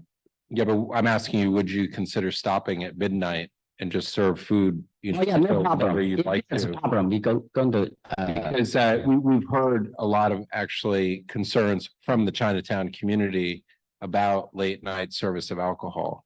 And we actually had a meeting with the chairman of the liquor yes, authority. this depend on how the philosophy of operation. Like anything we want to open the restaurant over here, we want the community benefit from us, not like we going there and just sell the beer and wine and make the profit. It's not like that. Like if you think like the customer help them, make them happier, we could serve, but we have the control. We have the internal control to see what's going on with it. I mean, the issue, the reason I raise is that the later night hours of operation, it's a circle of descent. And this is what we've heard, all the other people who've applied for later hours in your area, people have said they like. What time would you consider stopping serving? Yeah, we alcohol? can do that. What time would you consider? We could consider like 12 is still okay. But because we are different, like with the beer and wine, like the next they have the bar, the beer, and have the party. We are not like that. We are like the family come in, they have this have the beer and wine or that. Yeah, we could stop on 12 o'clock, no problem. We So just serve food. you Yeah, stay open midnight. Until 2, but you'd stop serving alcohol. Yes, yeah, at no midnight. problem on that. Yeah, Okay. no problem on that. Okay. Yeah. Is there anybody I else? have a question. I'm a little confused as I looked at the application. Are you Jeffrey Liu, the owner? Yes, I'm on. Okay, but then the word in the application, it says the principal is Eric Lamb. That's the. That's a landlord. So you put it in, it's a mistake. The landlord is the principal as well? You're the principal. He lent the building for us. Okay, so the application is not correct. Okay, I think we go to the public. I have, Winnie Yang, is that, did I pronounce that correctly? I don't. So let her come up to the microphone and speak, please. Hello, hi, how are you? So, I come. Speak a little louder and, yeah, right in. Sure, actually, I support this store to open like, in our neighborhood because, I feel like safer as a female, living around the neighborhood. So they open late and the light is so bright. Yeah, so. I have a question. Where do you live? Near there, you're on. 13 Morrow. 13, I was asking, where do you live? 13 Morrow.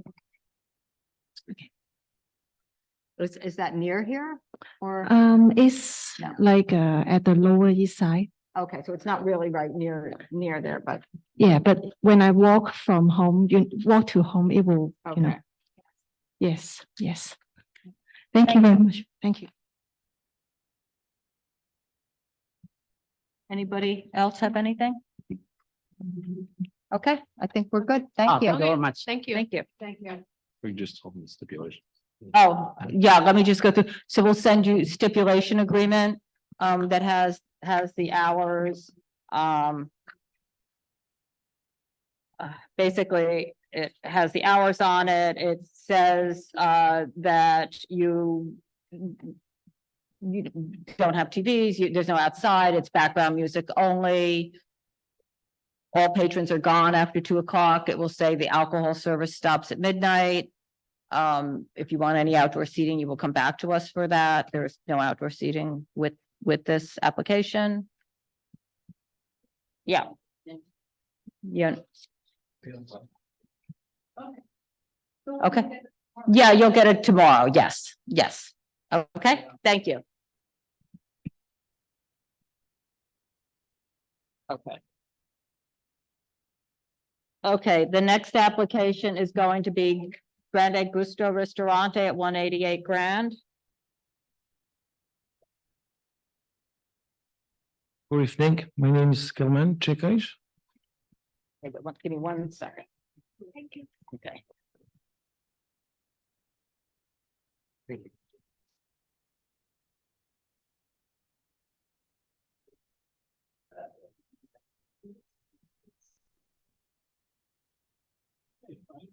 This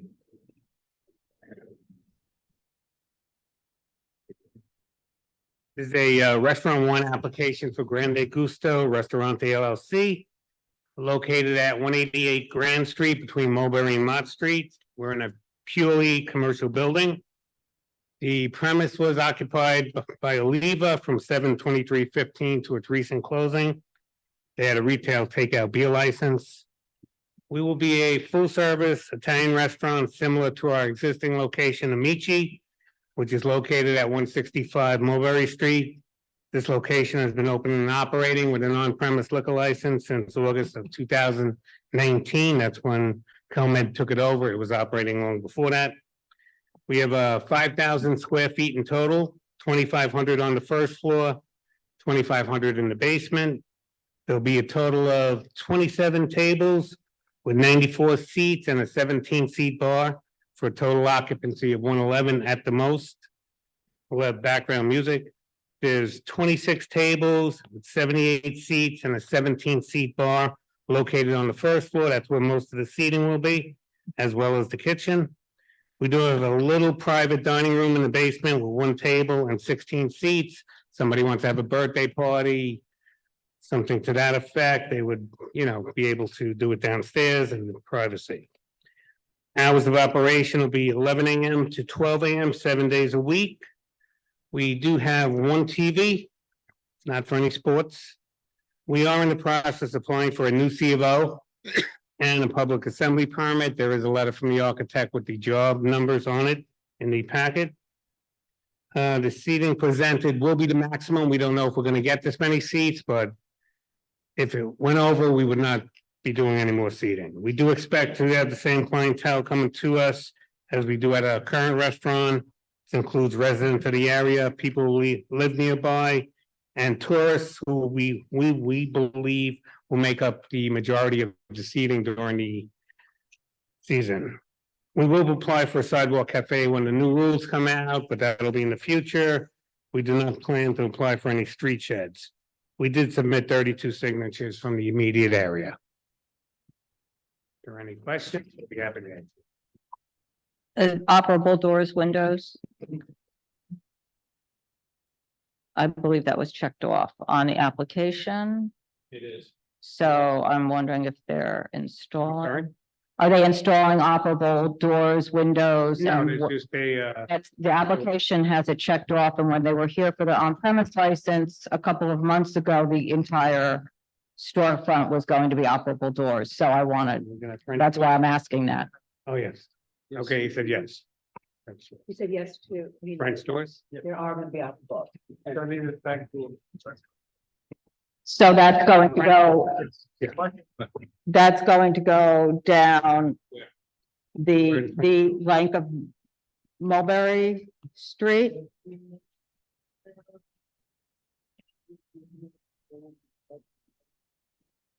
Would that be the whole length of Mulberry Street? Yes. Yes, okay. Just. And the kitchen area, so do you go down, does the kitchen take over what was a little variety store or shop? So you go all the way down to Piedmont? Is that the, so you've taken that whole side?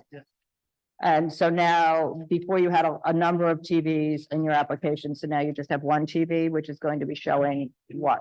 I had a partner before, he showing it like this, but only one. Sorry. You need to speak into the microphone. Yeah, it's gonna be only 1 TV, For what? just, the, Well, I don't know. What, is it a menu? Is it sports? Is it TV shows? Is it music? Is it, I don't know. What do you like? like TV shows. TV show? It's gonna be at the bar. Oh, I'm sorry, yeah, to the bar somewhere over there. I have a question. Will there be sound? No, No sound. Okay, and then. So then, are you going to come back for an on-premise full liquor license? yes, Okay, so basically, we should. yes. So you're doing this so that you can, why are you applying then for the restaurant wine instead of the on-premise at this time? Yes. No, The why? on-premise is gonna take a year to get, and this way you can do a wine license, operate. and probably get a lot more community support than you have already. Yeah, so. Okay, and then the outdoor seating, is that going to be similar to what you presented last time? I believe it was going all down Mulberry Yes, on the sidewalk or roadbed? sidewalk. You know, doing a little bit of seating. But you know, I have a question about. Not would be any road. No, roadbed, just sidewalk. The side. But you guys are gonna participate in the mall and everything else, right? Yes, Yeah, so that's roadbed, correct? Or no? that would be open seating, so it's not a structure. No, right, but my point is you will have additional seating in the roadbed, If the Mulberry Street Mall comes back, it's. right? So before you had 56 seats outside, now it'll be even more with that. Well, when the Mulberry Street Mall comes, they close the streets down. No, I understand, but you could have the potential of 56 seats outside now. If you add in that's even more seating. With Mulberry Street Mall, Right. Right. if they have it, yes. It's just like every restaurant on Mulberry Street participate. No, I understand, but I'm saying that you'll have over 100 seats outside or more. I During, don't know how many they would have. I mean, I'm assuming it's gonna match the sidewalk seating except in the road, right? I mean, If you one row of participated in the tables. mall, would you take that whole spot if the Mulberry Street Mall comes? For San January talking about for the Not summer. Centenary, Mulberry Street Mall, when they have it on weekends, That's we take it, well, like everybody, yeah. would you do the entire Mulberry Street? or just part? That's like I can do the whole thing like. Yes. Okay. Yeah, worried about. Yes. Dr. Smith? It's not gonna be that much seat like they presented the first time with the other partner I have, I mean, because we reduced it a lot of seats, not gonna be all of these seats, like 100 something. Whatever they say over there, I think they reduce it, The Mulberry Street Mall, how many? like, no, to put to the dry now. I don't think. Get a sidewalk cafe when you come back. Okay. But they're more concerned about how many, say when the mall takes over the street, like everyone else, how many seats maximum would you have in the street? Over 100. Yeah. Over 100. That's a lot of seats, that's. In Grand Street in Mulberry, Yeah. like, So we really don't know what we'd have during the mall. My question is really about the inside. What were you saying about the CEO? I don't see a CEO. They're applying for an amendment for a new C of O with a public assembly permit. There's a letter from the architect in the main packet with the job numbers on it.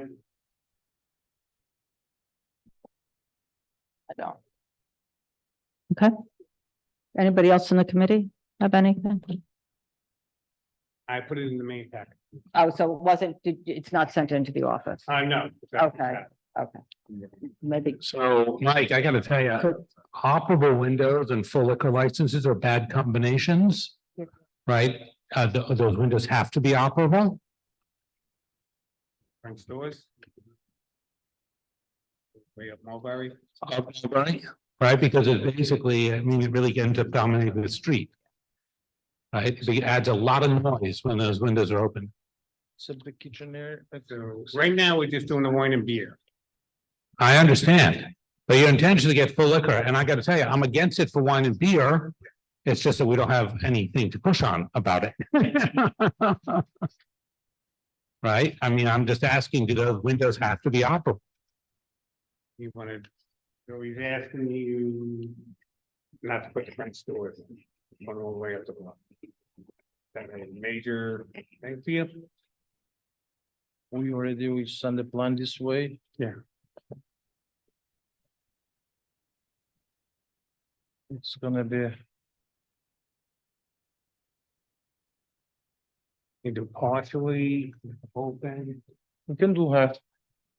Okay, so do the front half towards the corner or something, okay? And what hours will doors and windows close? Midnight, 7 days a week. The restaurant. You mean the hour, The restaurant, close all doors and windows, as we usually do. 10 and 11?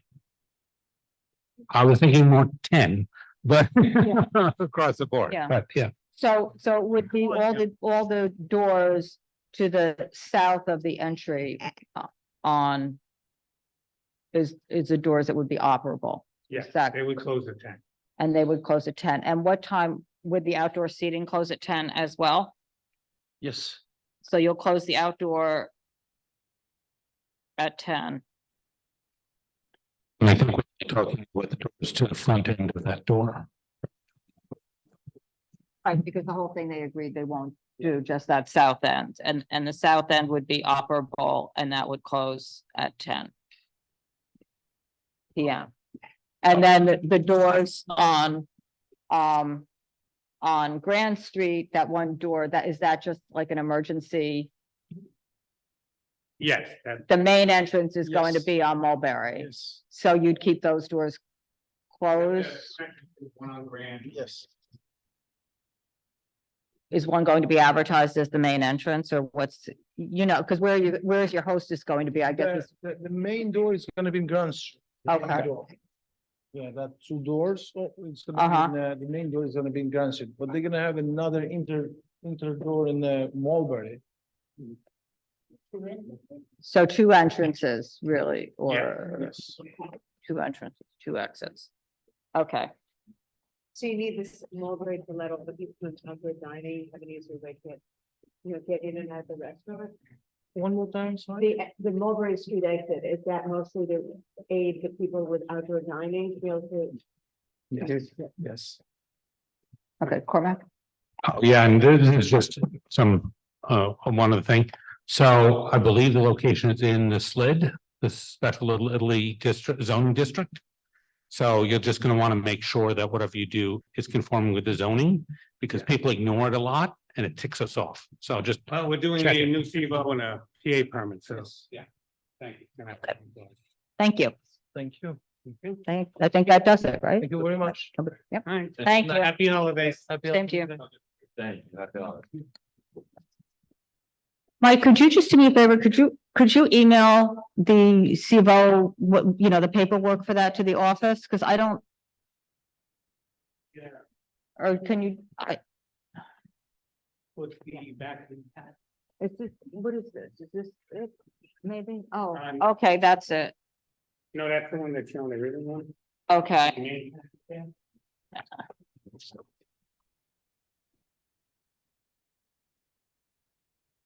Oh, The letter from the office. okay, so I'm just gonna, okay, so I'll have them scan that. Yep. Okay, great. Yep, thank you. Appreciate it. Okay, so that I need to. Huh?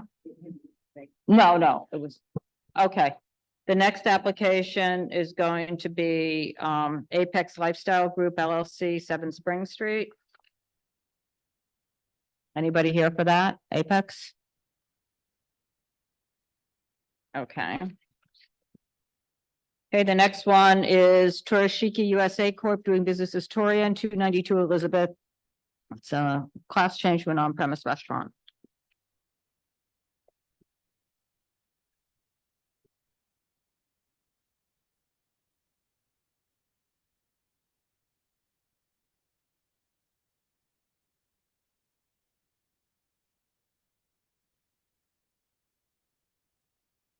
Thanks.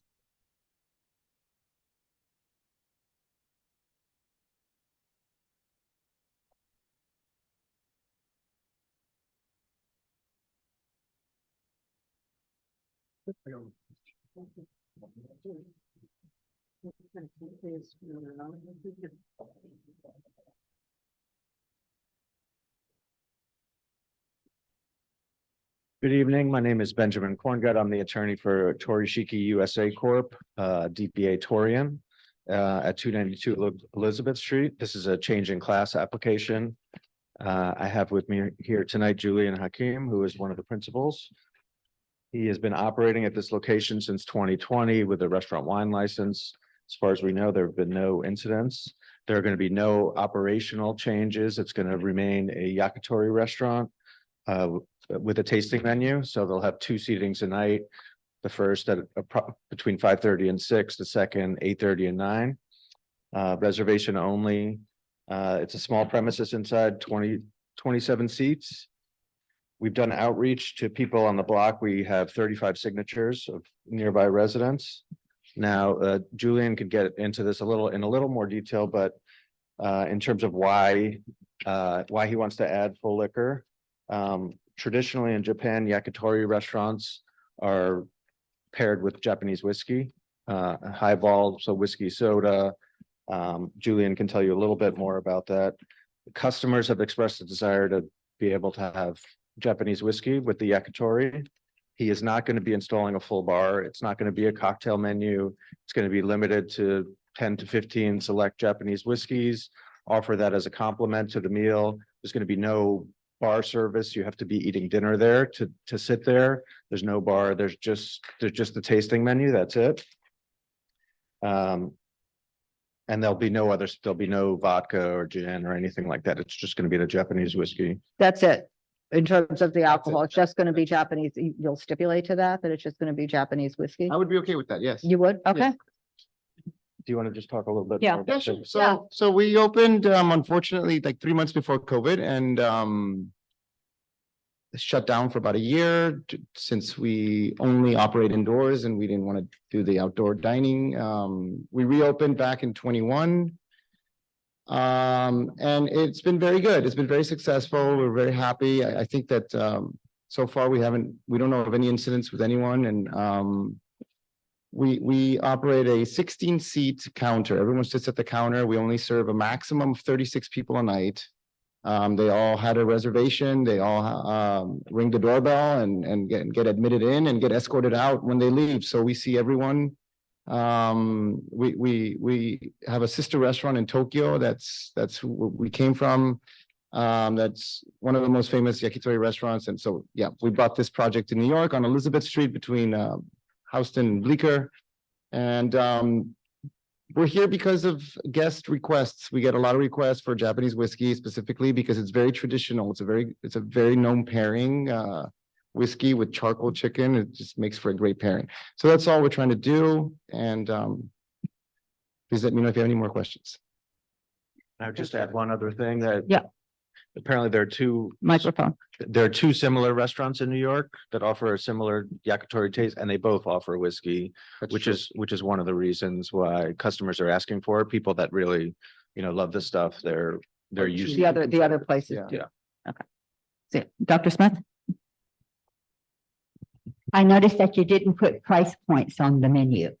Well, Do you have an idea of what it might cost? Yeah, it's a fixed menu that costs $185. And so for the whiskeys, it just depends on which ones we buy, but it would be anywhere from $15 to $40 maybe to have a variety. Thank you. Go ahead. Bottle service? No. It's a glass. It would just be a glass of whiskey. No bottle service. Anybody else from the committee? Yeah, I'm just gonna note, we're in CB2, not CB3. Right. Your paperwork says Oh, I'm CB3. Number two, I think that that anything that we write here is specific to your operation because it is so low impact on the block, and that's something that we'll write to, but I was looking at your signatures and you have the manager of the bar on the corner who says he lives there, but I don't believe he lives there since he arrives and departs every day on his motorcycle on your signatures, so, which is Killian. But I just saying that, he's want to fill that out. But I'm just gonna say that I know that you're very low impact on the block, and just like you said, because I see you, I live right there, and I don't think anybody has too much issue, except there was one question from the community with respect to why, and I think you've answered that question. I was gonna say that we did. Specifically, but just, the last seating is pretty much fixed, right, at the time, so that's and most people are leaving by 11:30. 11 or 11:30, but we have a 12 o'clock just in case if people stay a little longer, but by 12, everyone's definitely out.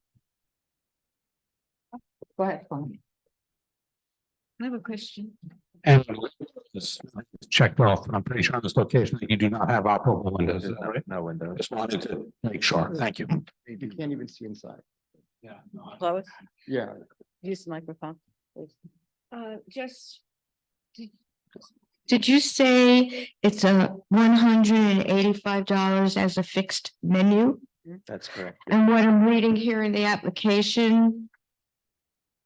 65 per person? You know, that may have been from the original application and which was in 2018, so I apologize. Same. I think it's the same food. Obviously, the price has changed. Considerable change. In 2018, that was 2 years before we even opened. That was an idea of what we were thinking. Once things kicked in, we had to change it. So we can send you an updated menu, obviously. That's correct. Anybody else? Okay. Can I just want to go ask ahead. him, Yeah. is there anything besides your food, Japanese food, that's it? Okay, just for something like this on, something like this. Okay. Are we good? Yeah, we're good. Thank you. Okay, okay, thank you very everyone. much. Happy holidays. Yeah. Okay, the next application is Talum LLC at 183 Grand. Are they? Hi. Hi.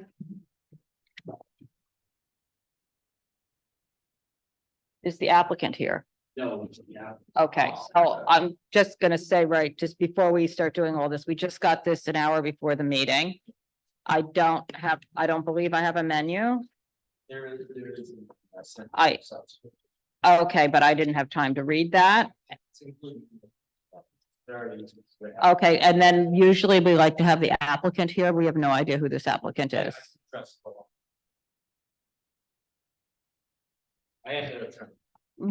I got that. I just normally, we like to see the applicant here. I'll address it. I just want to give you guys the first.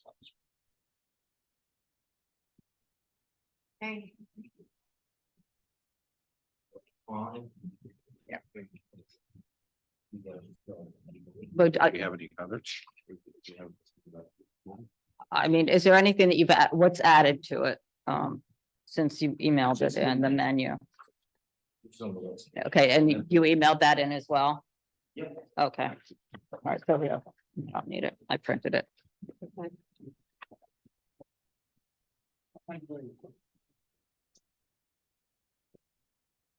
Okay, so good evening, everyone. My name is Ken Belkin. I'm the attorney for Talum LLC. They're going to be operating at 183 Grand Street. It's going to be a high-end Japanese restaurant focusing mainly on sushi. They are going to have ramen noodles. They are going to also have crispy rice as a dish, so there will be some more dishes and salads. It's a very rough draft of the menu, but that's basically what it is. They haven't obviously designed it in any sort of stylized way yet. Inside the establishment, there is going to be a 35-foot long bar that will have 30 stool seats, as well as 3 tables, 2 of which are 2 tops, and 1 of which is a party table being an 8 top. Additionally, they are applying for outdoor seating. There is a front area where they would like to put 4 2-top tables, so 8 seating for 8 in the sidewalk portion. And in the back, there is a garden backyard patio that they would like to put 4 4-tops, being 16 seating for 16 in the back. The principals are not here tonight. The principals, unfortunately, all reside outside of the state of New York currently. When they originally decided on opening the business, they had a man on the ground in New York City. Things did not work out with the man on the ground in New York City. Nonetheless, commitments were made, leases were signed, so they are moving forward nonetheless and looking into either relocating or working with a new manager on the ground in New York. But that is the situation. They could not be here tonight. Regretfully, I do extend their apologies. I understand that it is usual procedure for community board to question the principals. I am very well briefed on the operation of their business. I've had very extensive conversations over email, so I think I can answer most questions, and they've given me authority to bind them with any stipulations. You know, they've given me authority with respect to certain stipulations. Did I hear you say that Microphone, they- please. Did I hear that you said they may be moving to a different location? So the principals all live primarily in Virginia, DC area. And they are eventually, one of them will either relocate here or they're gonna find someone to manage the business. I see. So they will relocate, Yes. not the locations. Sorry, thank you. And so this is a restaurant wine license. Are they going to be going for an on-premise license? They may eventually, full disclosure, as we all know, the temporary permit is, can be issued can be issued on a restaurant wine, whereas an on premises, they would not be able to. Obviously, they would come back before the board and serve you with the proper notice before doing so. But the primary, they need to get open. That's the issue. And it just, when they do come back to the on premise, like a former applicant, same business model kind of, they also would probably uniquely focus on Japanese scotches and whiskeys. No, okay. I mean, they say it's high end, but this menu is not like high end like the other one. This is basically a typical Again, Japanese it's a restaurant. very rough draft, very rough draft. So what experience do these operators have? So one of the principals by the name of Faris Garib, who's listed on there, he is a very well-established restaurateur in Washington DC area.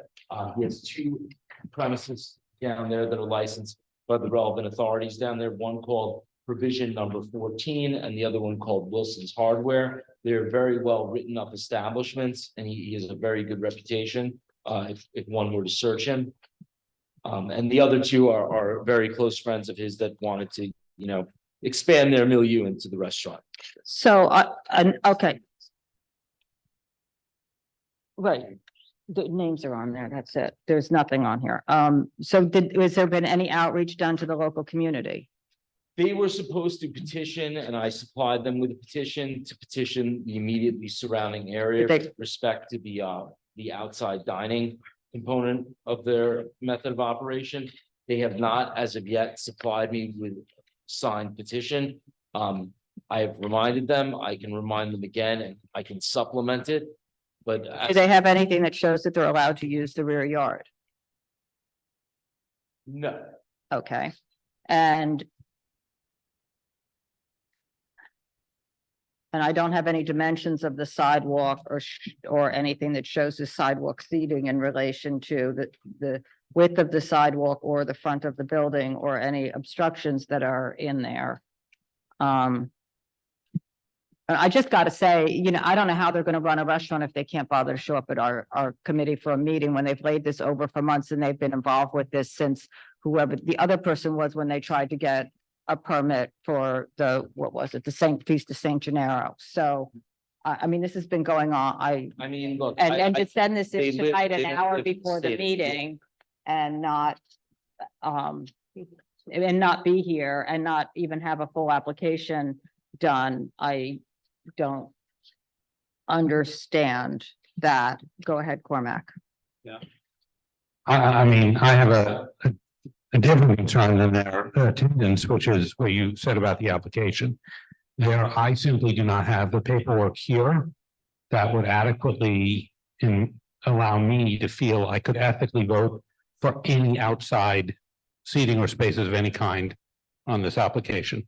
The materials are just not here to allow me to do that really in this application, right, at this month.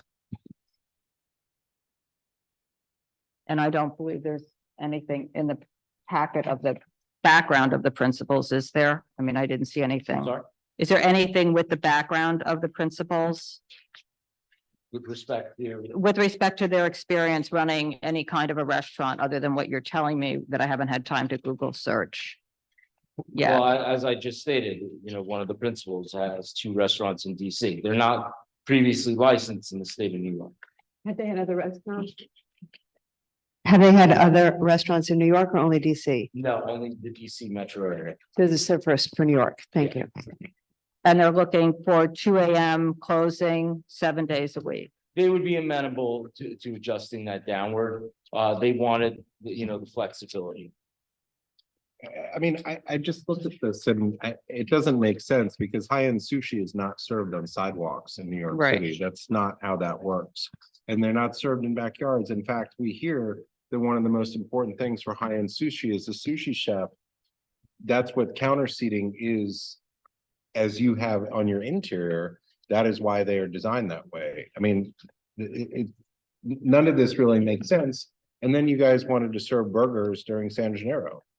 So I don't even They're understand. not applying to serve burgers. No, but but I'm just saying that I it's mean, look at like, it from this perspective of a business owner that's laying out money every month. They're trying to cover their costs. and that's our concern, is that we don't even know what their fixed plan is here. I mean, I And submitted the we menu have and an I've submitted the incomplete, seating charts.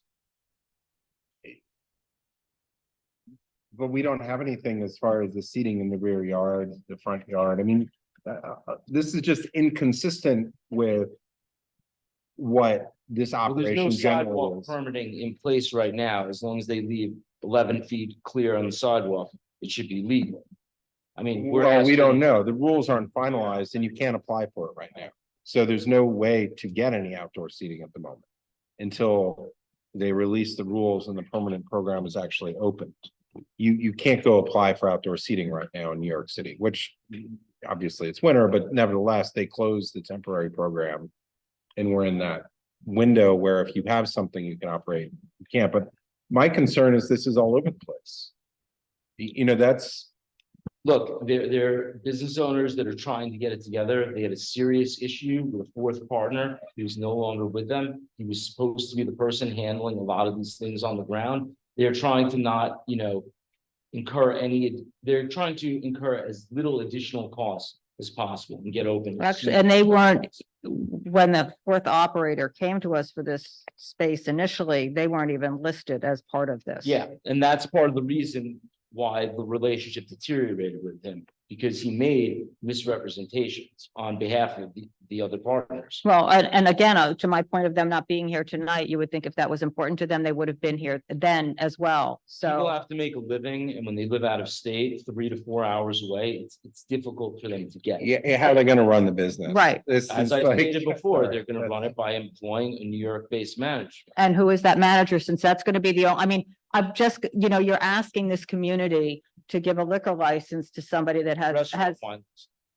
it's a liquor license. It's well, to not serve. gonna be- strictly speaking, it's not a liquor license. Under New York law, that beer wine license is a liquor license. It's a liquor license. It's an on-premise license. It's for wine and beer and not liquor. And then most likely based on everything that went in the prior application, what they said to us when they were trying to do the Feast of San Gennaro was they would be doing an OP. So basically, we know they'll be back here for an on-premise license because Yeah, that's what most likely. they were saying at that time. And we don't even know who I mean, they don't live here. They can't be bothered to show up. I realize it's 3 to 4 hours, but I've driven 3 to 4 hours if I have to be someplace. It's at nighttime. They could be home and still be at work tomorrow at 8 for this liquor license. And they're not giving us the name of a manager, nor is there a manager here. That person is likely going to be the person who's here all the time. So we have nothing. We have nothing and we don't. And we have a rear yard that has no permits. And it's not consistent with the style of operation, generally speaking. And, the C of O, while it says it's retail use, is only for 5 people. I mean, it's. That CFO is inaccurate, and they're within their rights to get an amended one within the 2-year period. Well, no, they need the rule, you're familiar with the rules, right? The SLA rules.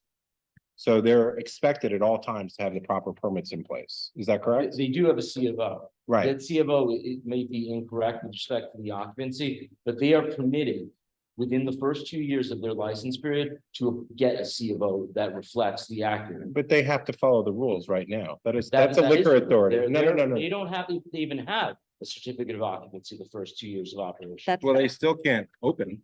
How are they gonna open? They're What's the permitted to- DOB gonna They're do? permitted to not have it as long as they have it before the first renewal. But what about the city of New York and the New York City Department of Buildings? That's the law with respect to the SLA. Go ahead, Connor. But to recognize that the SLA process, right, the community board acts in the municipality as far as the SLA is concerned. So C of O right, is a city and municipal issue. Therefore, it's this community board's interest in question about making sure the proper C of Os are in place. In fact, the SLA has told me when I was the chair of this committee that, you know, they expect us to certify and make sure that you have the proper certificate of occupancy paperwork.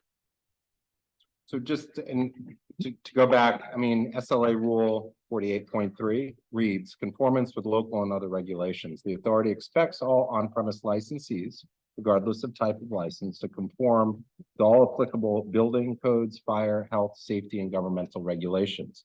That is not superseded by the requirements that a C of O has to be submitted for the SLA to review. They simply have not made that. That doesn't absolve your licensee from not following the New York City Department of Building Codes.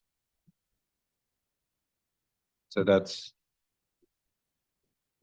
I mean, you just basically said they're gonna operate illegally in New York No, I didn't without say- a proper I C of said O. the rule with respect to a certificate of occupancy or letter of no objection is as long as they have one in place before their first renewal, the SLA would approve. Well, how's that gonna do if they get a violation from the Department of Buildings that says that they're not complying? Well, they'll have to deal with that with the I Department mean, of would that, Buildings. do you think it's fair that the liquor authority would revoke their liquor license if that was the case? I represent them in the capacity of their liquor license application, not Department of Buildings violation. So, but you're Not happening. telling us they don't have the right permits to operate right now there. They have a certificate of occupancy. My understanding of the ABC law is that as long as they have a certificate of occupancy in place before their first renewal, they are licensed. But that doesn't mean they could be licensable, doesn't mean they're there, right? I mean, you're telling me that they can just operate there without a New York City Department of Building There's a safety. CFO that says they're use group 6. Right. On its face, that's licensed. Okay, With 5 people. That has to be a mistake, because if you see the space, it is much larger than a 5-person occupancy But space. and this is, you can't, either it's accurate or it's not accurate, but you can't have it be that the use group is accurate, but then the number of people isn't accurate. You can't play it selectively. Sorry. Does anybody else from the committee have anything? Dr. Smith, do you have? Do you think you'd like to speak to the owners and tell them what we've discussed and then lay this over until next month? Yeah, I'm definitely gonna relay everything. that you And guys- have one of them show or a manager or someone. I'm sorry. Or a manager, someone who's gonna be able to be local, if they are not gonna be able to be local. Understood. So she's asking you if you want to lay this over and have them show up.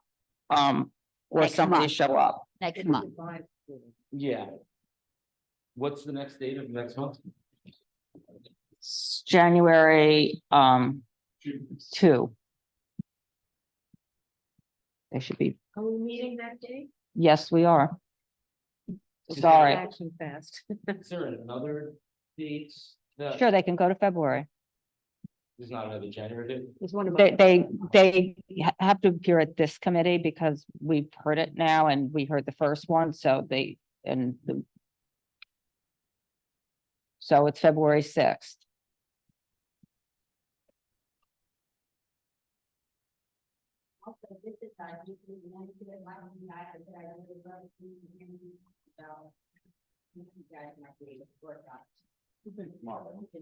Okay, understood. I mean, I don't know what. I can work out with it, but. So that's up to you. I mean, they've been, honestly, I'm just gonna say this has been going on since February.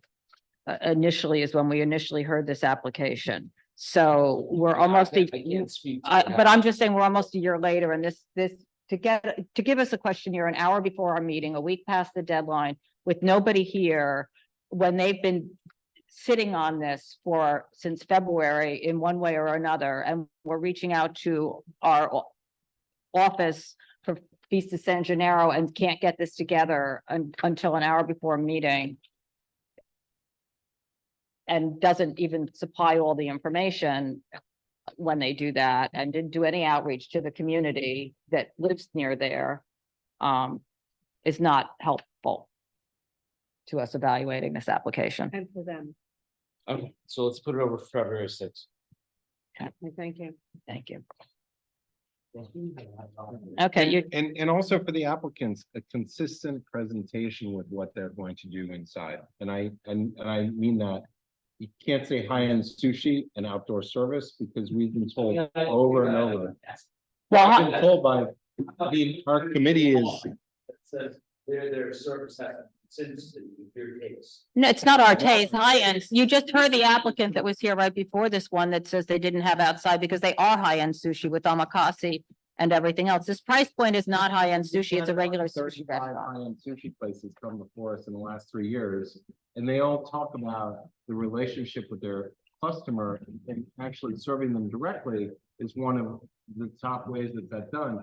Outdoor service is not necessarily consistent with that level of engagement. I mean, bring your chef, and we can talk about it. Bring somebody who runs the high-end sushi, we can talk about it.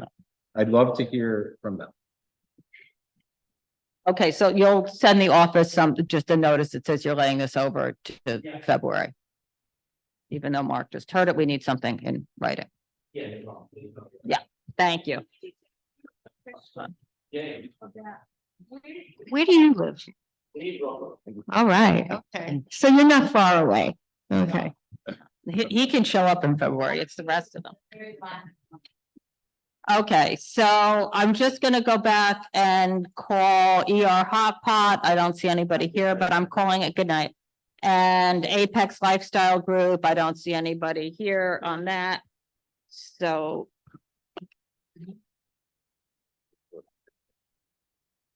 I know. So, okay.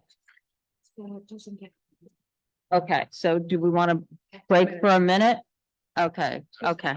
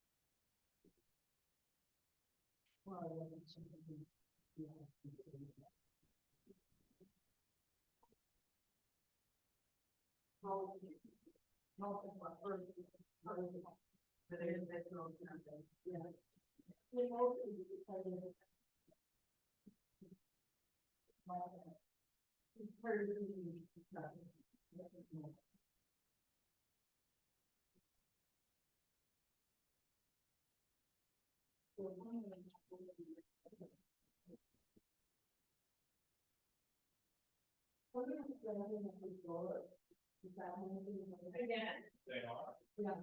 What? I think that was actually part of getting it out. Oh, machine.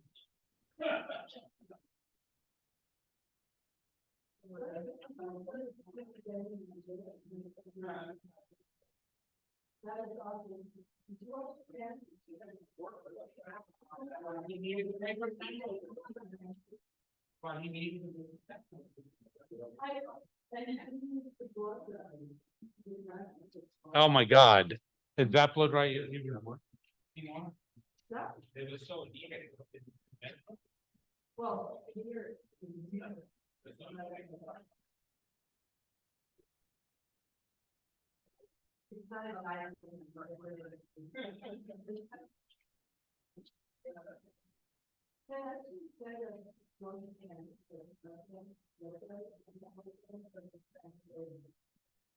Well, they said the company for one thing, because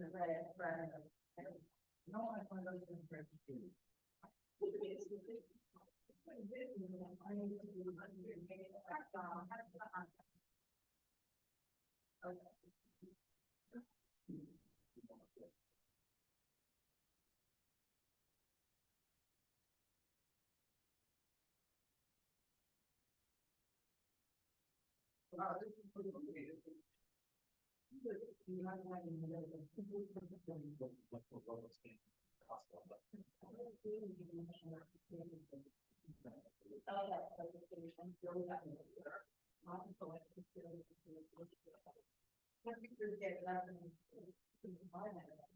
Okay.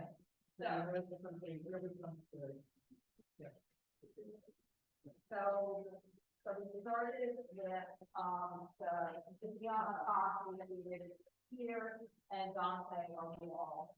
So we started from the scale. Well, but we had to do it on an end, but it would be, well, so the okay. Then we started with Estela, which was just,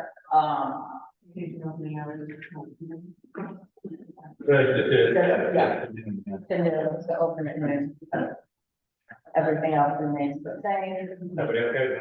And we're going to do yeah.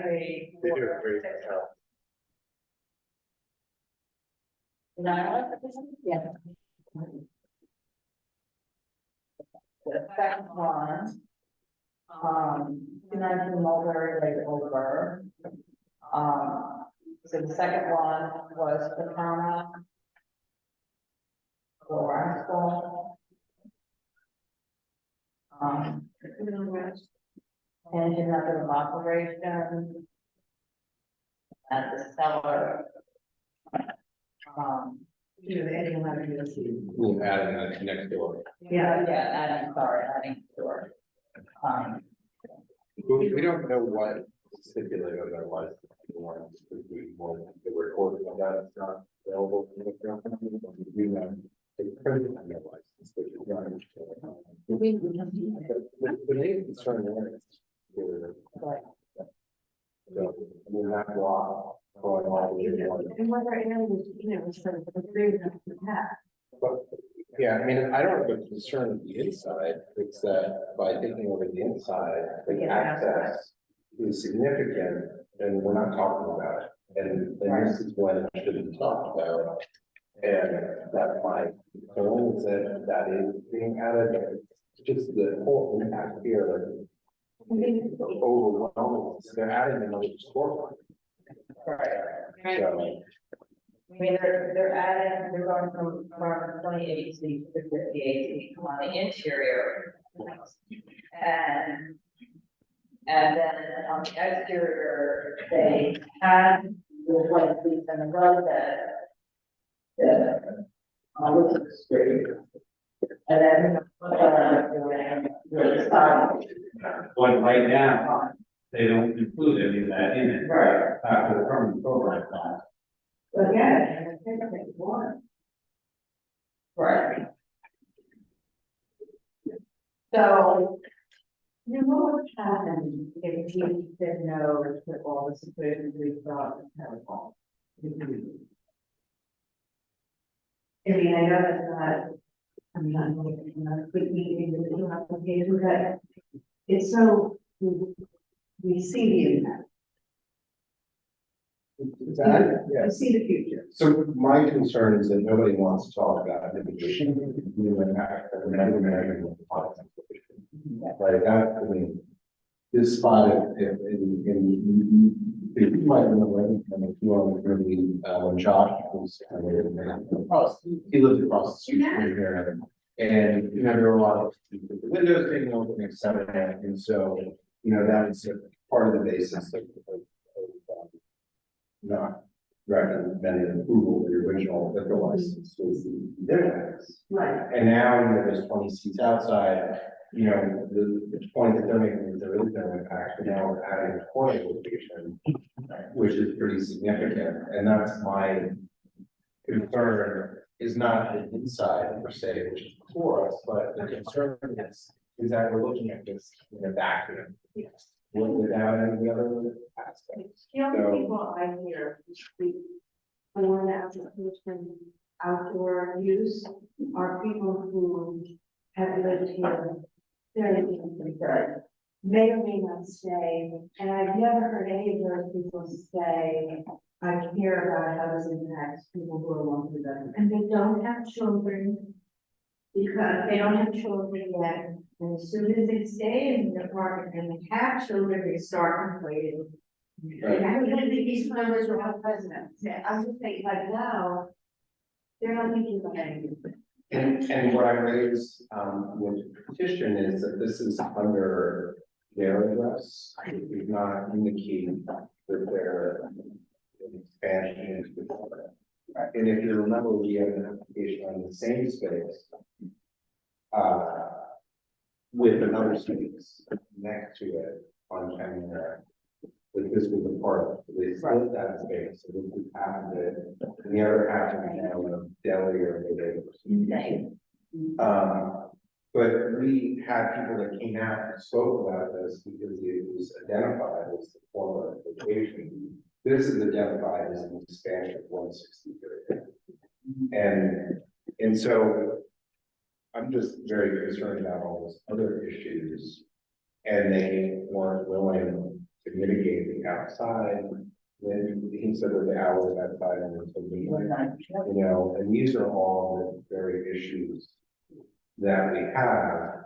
And while, it may or may not be subject to the 500 foot rule, Frank was very happy, but it is not. We do have a case where it was adding a separate space was said, irrespective of that, the point here is that there's significantly more impacts now.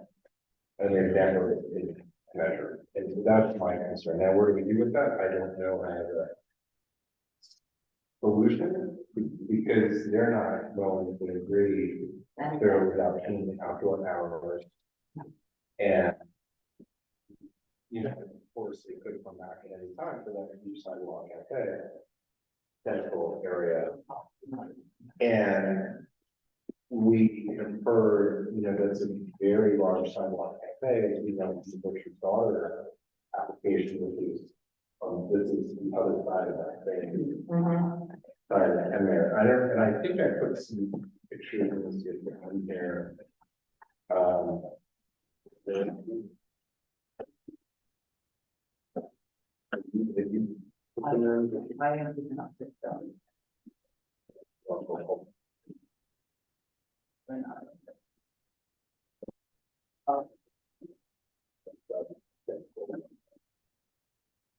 And then the other thing is that this picture is just from Google Maps, but this side, there's road that extends across multiple storefronts, which they said they were perfect. You know, operators, they said it was a significant distance from the corner, it's just the normal distance. And then this is the huge sidewalk here that they could go all the way down. And the store probably goes down a significant amount, so it's a long way. It's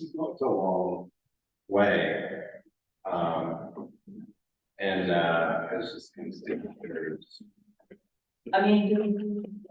Deny, I mean, I don't know, you know, we can deny it and say that we are actually fine with the alteration. That's the previous application. But we're not fine with the outdoor potential within our sidewalk. I mean, if they're gonna have anything outside. it's across the town, yeah. And that they should agree that they will, you know, look, if they were to move their road and put it on the sidewalk, I think that's the right to them. But to have the road that, to have the sidewalk. Is the impact. Yeah, the impact is too great.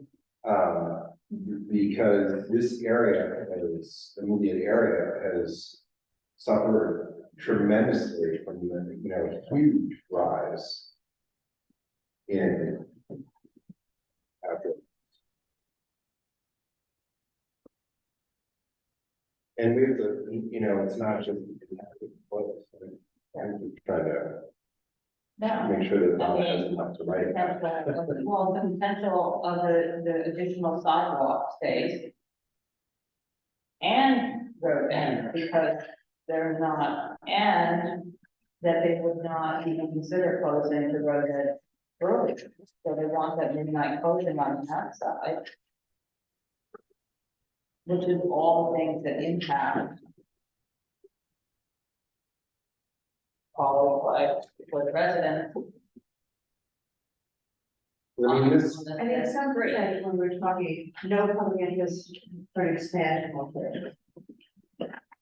Well, that's what he had said, that doesn't mean they're not conditions that could be Right. imposed, you know, with respect to some of I mean, I actually thought that's true, there is no.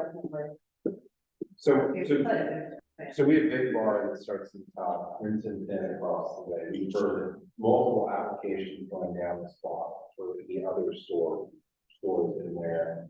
And then we've ended with Butcher's Daughter on one side, who's also taking a restaurant on the other side.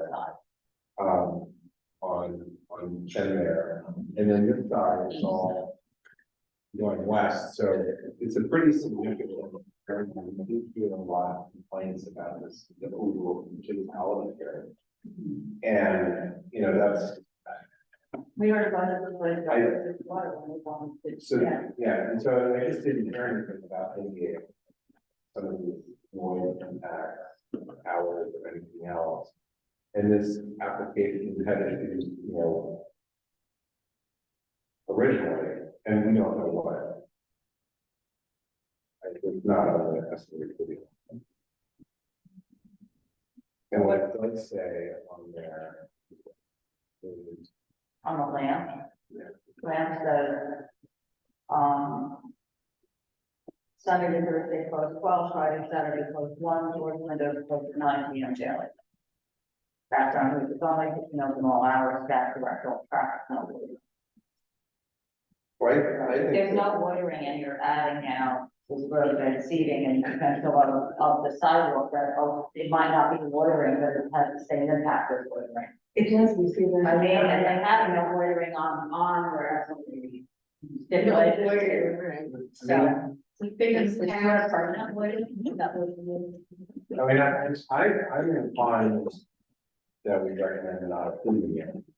But at the same time, you know, they didn't present this, and they don't want to use the Kenmare side, but that's where, in many respects, if you're gonna have any outdoor seating, that you're gonna be, again, it's the building. Well, he said they wouldn't put up with that. No, I mean, that's what I mean, it's so. Yeah, they, you know, they declined that. So.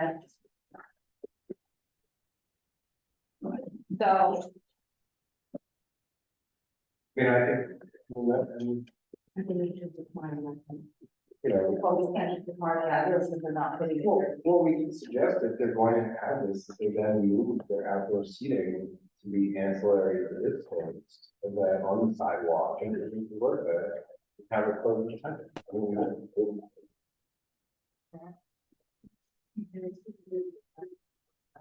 you know, it's different, but it's. But I think it's right. Well, it's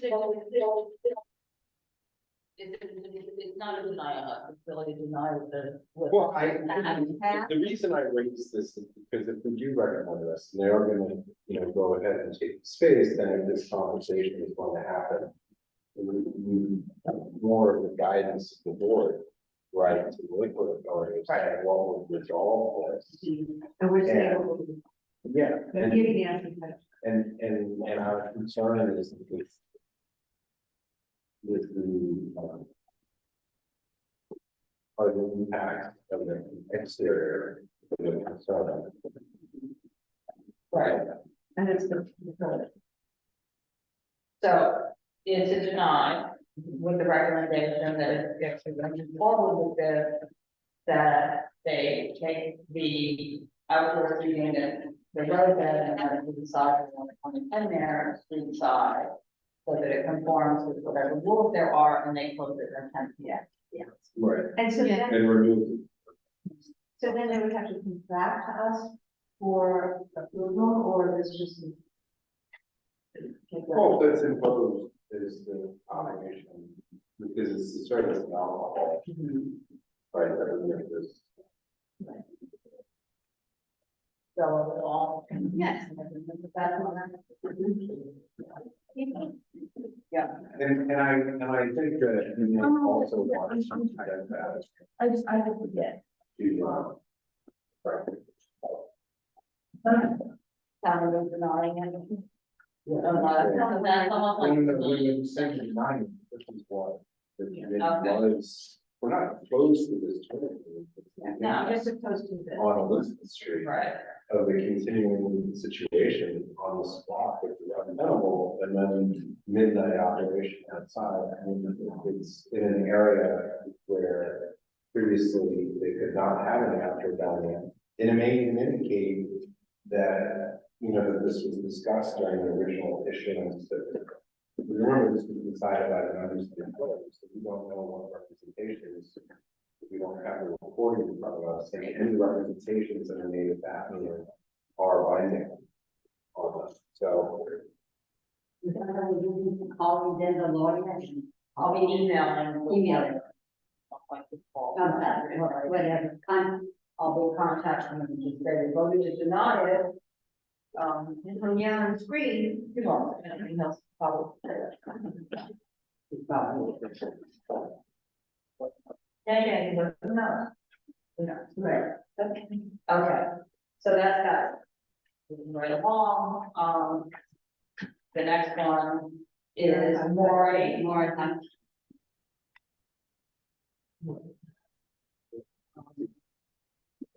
Is it the other one?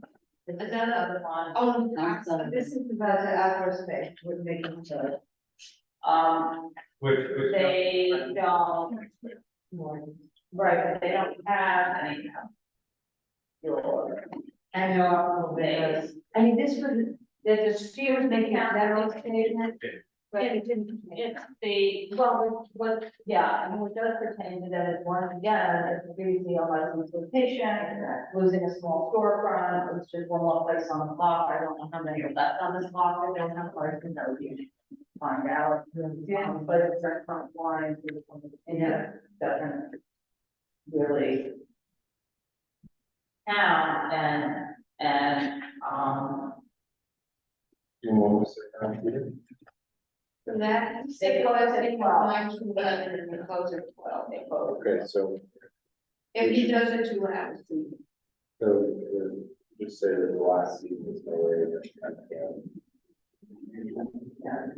Okay.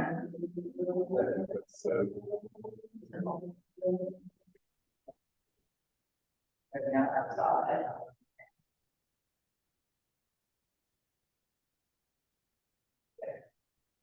Okay, is everybody okay with that?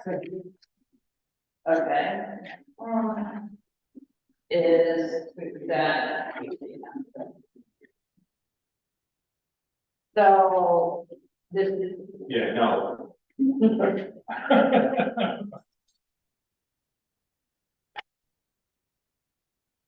You know, it's Frank's the top, but they themselves were not really. And I mean, the problem, this is the one where there's people who don't really live in the neighborhood, live there 2 minutes, who will love it, and people who really live in the neighborhood. Yeah, they don't dislike them the most of all places, but it's the community. And again, you know, if the, you know, 10 and 11 is really different than midnight. But 2 more hours, you know, nice time to that. Even Nick too, like he was saying, is that people are waiting outside at midnight to pick up. Even the rest of it all, he thought he could really do wrong with nothing. And if that's true, that is a sweet thing, because that's not that people waiting outside and people are drinking. But the bar, they're waiting outside talking to the orders, and that's the same to people who live upstairs. It's beyond all that. I mean, so here's the basic thing, when people come to you, they're asking for a change from what they had before, and it hasn't been a business, it's not like, I'm changing after 12 years, I'm changing after 5 years. That's not the application. And the question was, that I asked was, because the question we always ask is, what has changed? Because the package will give you, because they're looking to change the hours, right? Hours have to do with what is appropriate for the location, not what you want, what works for that at that location. And their answer was that this is not what we wanted in the first place, and we just accepted it. Even though it doesn't fit our business model, and it's like, and so we should have nothing, what has changed in the context of Sullivan Street that suddenly makes it appropriate when it wasn't, whatever, it was 18 months ago, for them to have these later hours, and they had no answer for that. So I'm like, to me, it was a non-starter from the beginning, on top of which, we then find out that they have not been abiding by the stipulations, they're advertising later hours in the open. You know, there are big noise problems for the people who live upstairs, right? And I'm like, why would we give you later? Yeah, well, I mean, that was my starting point. But it's like, why would we give anybody later hours? Something exactly sweeping the pot with the fact that you are not a good player. You know? This is, I have a ton of merch. Excuse me, this is a place that, I've been to, it's quick. If people don't linger here and dine, you go in, you have your champagne, which they have high-end champagne. They have the pastry, the tarts and stuff, and then you go. So by the way they have an increase in hours, they increase clientele, more patrons and matrons. Well, you can that, that's the reason it's. And it moves fast. How long can it take you to eat, frappe but they also do takeout. And that's, it's a teeny place and people are waiting outside, there's no place to stand inside because you're on top of the people sitting on having their dessert. So I don't see why you use the extra hours when you want to make more money. That's all. Yeah, whether the need, my opinion is whether the needs or not, right? I mean, here's the thing, if the establishment wants to run, and apparently has been from the beginning, right? Is a place that caters to, that's not what he said back when, but now according to Frank, it's what they always wanted, right? Is a place that caters to tourists, that is open late, global clientele, that advertise itself as on stores and things as a champagne bar, right? Then Sullivan Street is an inappropriate location for that business model. Right. And it was true then, and what Frank was basically saying when I asked is that, yeah, but we took earlier hours because it's an inappropriate, it's like, yeah, because we just had to scam you. I mean. But the application has that. But yeah, I mean, the original, but this is the thing, they didn't concede hours. Right. They were only concerned with the board. Right. And that was, you know, but I think that they're at the point where an expansion here, while public interest, it really, impacts our ability to do our job with more licenses on the block. Low impact licenses, for example, the low impact street. When we have these larger and larger impacts than everybody else, it makes it difficult to fit everybody in. Yeah. If they're enabled, if they can be here. And well, it's the impacts later that are the concern, and this is not what was presented.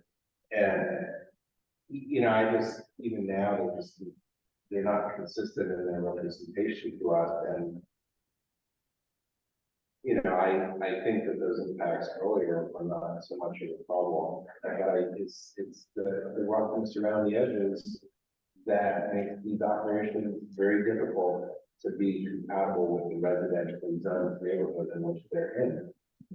And I mean, that's why I asked the gentleman, you know, well, you're sounds like you're a destination location, you know, from all over the world, and that's not what the storefronts that are in residentially zoned areas are supposed to be. And if that's what, you know, your business is thrown into, and a business needs laid out, that's at the time for you to relocate to an appropriate location. And we have, It's not. and we have a number of super high destination bakeries within our boundaries. And they are located in areas where having one outside is not as impactful. Well, it's not at night. That. Not at night. Yeah, well, I mean, it's just there are commercial areas that the daytime. So I just think that's complicated. I don't find it completely compatible with the residential area for hours. Let alone that anything here is, you know, whatever the discussion was, that it's temporary only, because we spoke at length, because the previous operator put tables and chairs out here and misrepresented himself over and over again, if you guys remember. Once upon a time, and Oh my God. you know, that's what we're all really doing, but the impacts too. And even when he was talking about putting a security system in that's happening right now, if you guys remember 5-6 years ago, whatever that was, there were people, there was a crime there. NYPD was investigating because people were breaking into that rear area, which is still happening. And the guy just told us tonight, the gentleman said, oh, they came in through the other building. Yeah. But this interior donut has been identified as a problematic area for thefts. And that is our original concern before, right? And it's unfortunate that Bob not here with us tonight because he became an expert on that. And, you know, visited himself, but those, and then, you know, so there are all these issues that aren't supposed to be happening in a residential building. The operation, you know, there's this evolution of issues, but I just, again, impact on the outside. Yeah.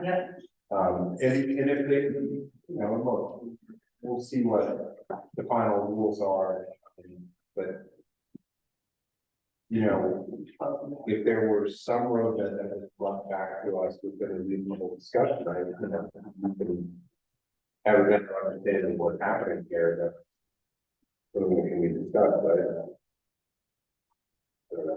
it's just this makes it difficult for us to accept the growth that is. Yeah. Or work with. And those later hours, and that was the whole conversation. And we've been consistent with that. If you remember, we have the other space that's closer to us right now across the street. Same thing, the gentleman who was in a previously unlicensed area, had that outdoors. You remember the gentleman I was talking about? You know, the liquor authority had some questions, not like we're being inconsistent in our approach here. Yeah, and also to bring up again the campaign last time, I mean, yeah, there, you know, it's like the sign really, you know, everything. We're not allowed to put water in it, I mean, you know, they don't have a bar, I mean, that's the one, I mean, it's small. A lot of what Frank was saying is extraordinarily argumentative and disingenuous, but here's the thing, what I look at it as, this is a guy who's proving his value to his client by making a big show. Yeah. Honestly, he should have proved his guy being more value to his client by prepping better for this, by having a better application. And I think that was probably just exceed the.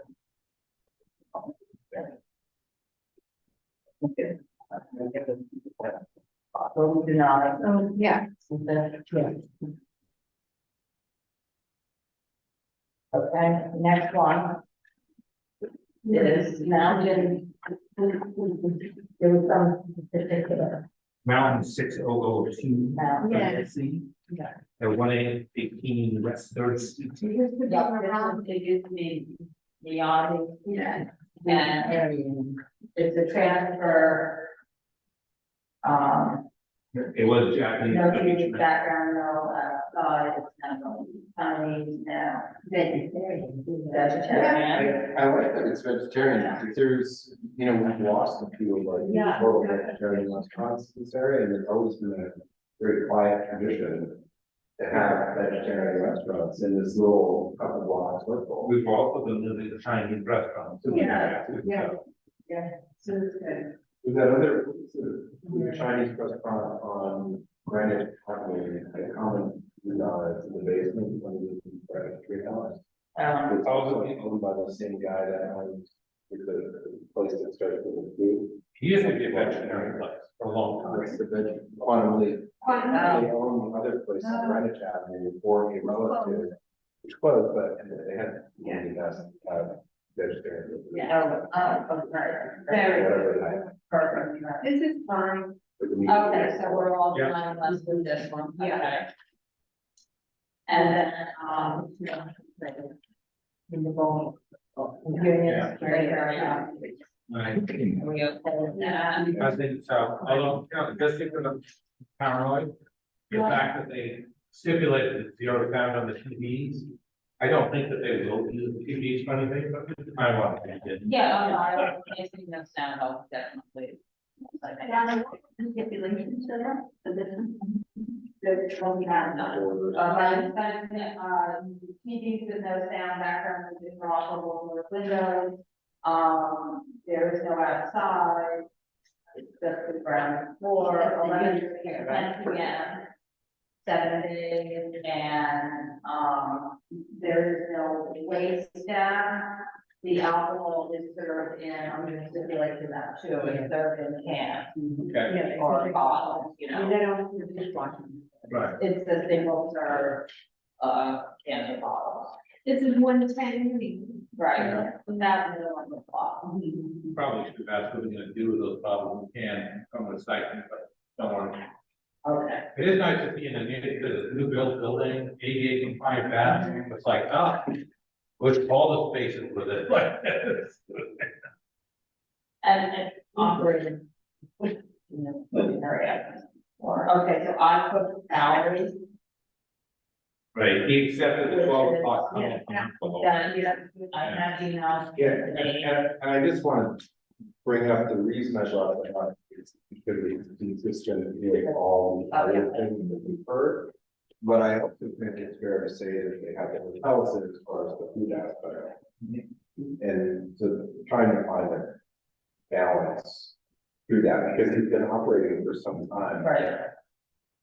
And they're actually on that corner, it isn't really much by way of residential, right? Well, I mean, that's the corner right next to where we had a bunch of residents. Right, south of it, no. Right. To the north. Yeah, it is, because we had We've two got quite a hours. few people. But I did appreciate his comment in his application. You know, with the real, so that no wine at time. Yeah,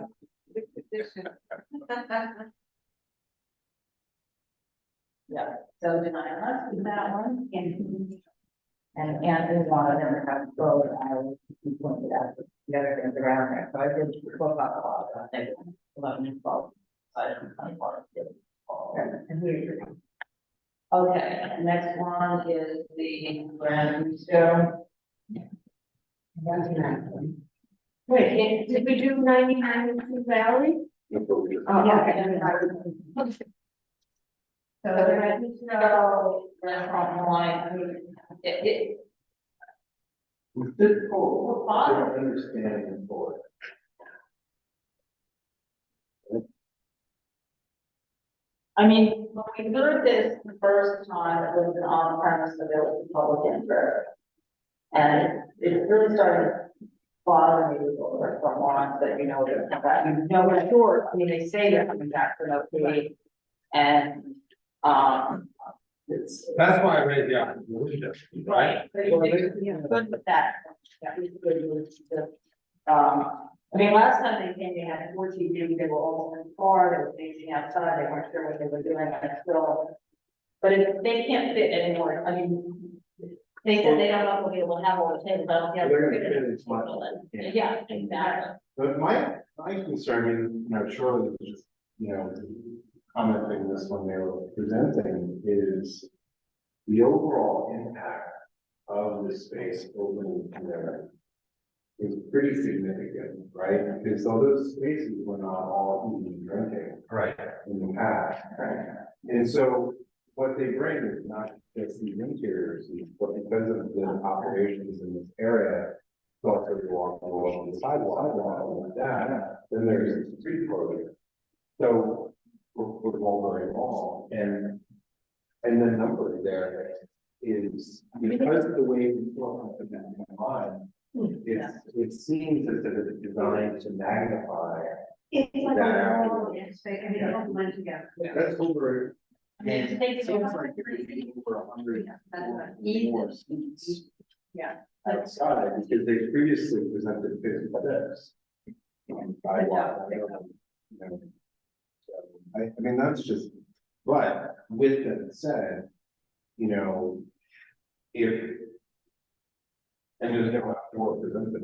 No, so I think I'd like to address something that's But I- concerns about the amount of actually potential. So if we have concerns with the outside, now granted, this is an area that the city is dedicated. If this is okay by supporting the long running, you know, mall. So, you know, this is an important destination for the city, but what's the balance point of mitigation?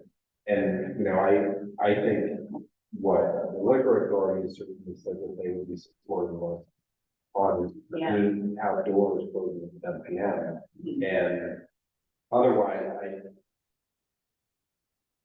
I brought this up about, the mall and all these other things, this their overall impact, but I don't know how we look at this one to take it away from that one. Even though this is fully designed, I mean, there's something, I think Paul's suggestion is actually the best one, which is not having everything that opens to the music at all outside, but then that takes away from what people want, which is connected to the inside. Yeah. From the outside. So it's just that I'm just throwing all these things out because it's not as easily. It's unique. I'll tell you, in an ideal world, what I would say is if you have operable windows, you're open, you have French windows things, you have no music. We're never gonna go to the numbers. Right, I mean, I just don't know how to make that happen. We've done that. Actually got one or two places that they got they're gonna bring the cash, but I mean, that's. What did they say? They said that they would close the door to 10 and that they would close the outdoors at 10. So outside we close at 10 and those doors would close at 10. So after 10 days, they definitely everything on the inside. Which is not bad. And I think Cormac's idea of at least getting only half of the windows to be open is that, and it's on the corner area. I wanted none, but it seemed like. All the windows of Mulberry Street, not planned. And there's sound. Right. And. But if you know sound of the interior. So. I mean, this is we settle in to the next. Whatever chapter, whatever.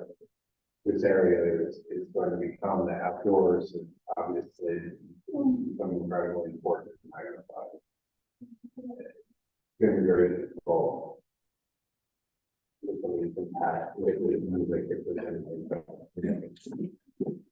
Going down, during San Gennaro, there are 3 operations that are bars. So, sort of there's to go on the street. Yeah, to go. I mean, the thing is.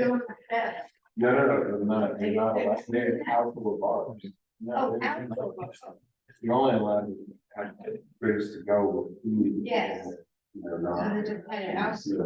I mean, what we're changing is that it's policy driven, right? But the transformative change in the nature of urban life. Right. In Manhattan, in our neighborhoods, for which, it's gonna have disruption and there'll be winners and losers, and the losers are gonna be residents, right? Especially long time. I mean, look, considering the long position all closed over 100 days a year, right? There's some really super high number that Mulberry Street is closed. Kill the business, everybody because of that. It's 100 days a year, but you also. It killed itself as a. But is that not, but you also apply to start always from a problem that's small. And this is kind of what I'm saying, is how do we mitigate? But there's always people hate it, right? I know, the people live there. People come to visit, they love it. Right. You can't even get ambulances at park. Yeah. Is it still going on? I don't know about it now, but they still have it. What's your question about? Obviously, people live there. No, what? Yes. So there's not. It's just what. It will always be, it will always be. I think I don't remember when it may have been told to the streets or something, or. Right. So all the street, so basically the street closed for 100 days or so a year, all the restaurants will go outside. And can they go? And there's lots of opposition to you. You want to do, I remember being on the board, lots of opposition, there are the restaurant tours and the people in the, or the business owners, not necessarily the residents. So the impact, just to Shirley's point here, is that they're combining with 3 storefronts. Yeah. So now you have less of a mixture of retail. You've got one huge long stretch of sidewalk, and road. That's what I hope it's not an exterior business. Yeah, and it's one patron sitting in one business. Yeah, I mean, these are not, these are obsolete. And that's a pretty good thing. But I don't think that it's also what the city wants, so it's sort of a difficult. The goal is to be proud. And then make it harder for traffic. You know, if you just pull the labor and probably just pass them that it's getting harder for us to get there, which makes it more like that. Okay, the next one is the Victorian. For the Kitchen USA Victorian, you know, Elizabeth. That's in front. That's easy, it just, the resident just specifically say, these guys, low impact operations. Yeah. Because this is next door to little Rascal, that now is a lot of. Impacts, and I reached out to Lisa Keenan, who lives right there, and everybody was. Gotta be very. Yeah. Low And impact. I think the only letter we got stated that they were, well, you know, having an issue with why they, looking for, you know, because what they were doing was very traditional, so I really like that he got the contract before he even had a chance to bring that up. It was good. Like it is just was usual, didn't like it was just was Steve, so I think it's definitely, yeah. I mean, honestly, the only stipulation I'd like is that he never wear that tie with that jacket again. That was awesome. I didn't even see it. No, but each of them are okay on their feet together. So just so everybody remembers, this place also was really specialty because they used imported charcoal from Japan. Oh, I remember that. To cook on, and so really it's another niche. I remember. I think in terms of its business model, its impact on the farm. I mean, it may be like home economics, because it seems like a new thing, but as a restaurant business, it's very much a traditional, like throwback New York restaurant. The quiet event place that doesn't, you know, not scripted. It's The ceremony was planned exactly, but they escort all of their clientele out and walk them outside. They literally look at them until they walk off the block, get in the car arrives, whatever. And that's Very fun, fun. they're so wild. No, it's open. Yeah, it's working. This is gonna be, this is. I need to see that.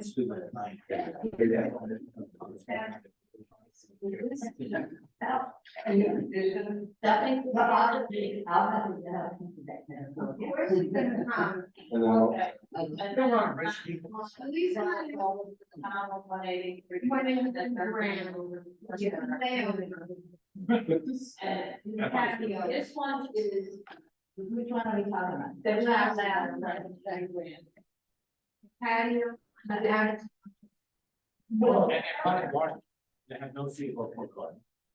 Which, you know, we've heard that one, and back in. Right, somebody else tried that. Well, it's the same people, I don't know, they lost the one partner, he was in. They lost the partner, then so we guess to that, but so they lost it, and then when the St. was on, they were going to the office, they were calling the office constantly, they were emailing me because they just wanted to participate in that with some stand-up bar or something, and then we're gonna be serving burgers, and they were saying that they really wanted an off-premise license, and I'm like, you don't even have a license, I don't understand how you can do this, because they needed more money from us than they could get to do the things, so that's part of it, and, you know. So this has been going on since then, and we originally heard of that in February, so. These applications make good sense. Make them. And meaning it's not consistent with the reality. And sushi, the outdoor service, front yard, backyard, the hours. And then also is a concern that the lawyer raised up inadvertently, they put things sort of mean that don't, have some unfortunate circumstances, but they don't seem to have clarity of the plan on what to do. And, you know, there are many different directions they can go in, but this one that was presented very loosely tonight at the last minute doesn't seem consistent with, you know, it's like what we hear, and that's the problem. Because, you know, we don't know what they're gonna do, we don't know who's gonna run for They don't know. Yeah, Right. maybe they don't know. I was surprised they even came tonight, you know, we were discussing that. They had nothing to say and, It seems like an afterthought of their stuff here. Right. And then they rush to get everything, but it doesn't seem. well, they don't have. Something that complete the review as you point out. Yeah. The application lacks detail. The plan seems is vague, what we know about the plan. Right, the plan doesn't make any sense, right, and which is alarming, because that means it may not be real. It may not be credible. Well, it may mean that they have a plan that they're not telling us, I don't know. You know, what is that plan, why aren't they? So what's interesting is that we have the which is another 39. I also just want to point out, I said that they can't come here because they're in DC. The sign you can commute to DC 3-4 times a week. Is people come and go from DC every single day. You know, daily people come and go. And we've had people, they appear to be principals appear here for the application. They come from Japan, they come from France, they come from San Francisco, Jakarta. Doesn't really matter, I mean, they really were working tonight and running business and everything. You know, but they should plan for it. Right. He just seems stuck, you know. He dropped it on your lawyer, that's all. Yeah. Well, the concern is that for any place, and we've seen, if you want to know who's. Yeah. Who's gonna be operating it. The lawyer knows, I mean, either the work at next time or the restaurant, you know, nothing happens. But the lawyer filed an hour before our meeting. A week past deadline. He may not, I mean, yeah. You may not have any idea what's going on, they just tired of asking to go file. Well, maybe that's, yeah. And then the last one is the Apex Lifestyle Group on 7th Spring Street, so just on the design that. Yeah. Okay, and why not? Maybe, I mean, so just that you guys understand this one, this is the one we heard. And we have signed stipulations from last month as an on-premise. Okay, the lawyer is saying that he heard from Tom Donahue when he was at the local authority, that they can file restaurant wine simultaneously, not with water on-premise, simultaneously, so that they can get that more quickly with the temporary.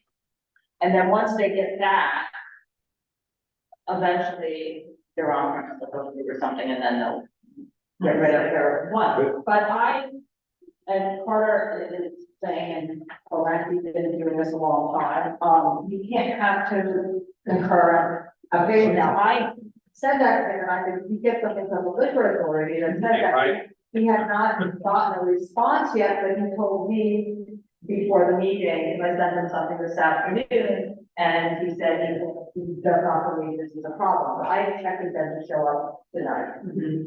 No, sure enough. So it's a no show tonight, but that's just so you guys understand what's going on. He said they really say stipulations.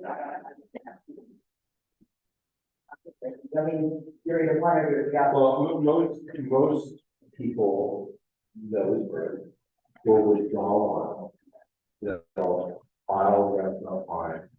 That goes through, they get a temporary, they finally get approved, and then it comes up. Yeah. And that's pretty consistent with everybody. I've never Literally, I'm not aware of anybody who has two issues. Not. Because we would hear them though. Not the same. No, we would hear them both, we never, I don't recall. I don't either. It is, but it doesn't make any sense. It doesn't, right, and you didn't get an answer, so either way, I mean. You know. And just so everybody knows, that they is a new group they put together at the liquor authority, more senior licensings or senior staffers to get through the backlog of 6,000 pending liquor licenses. They think it'll take like six months? Yeah, Is that what you said? 6 to 8 months or something. Well, that's fine. So, but these are, so anything that's opposed or any problems, there's something that handle it the other way. This is just.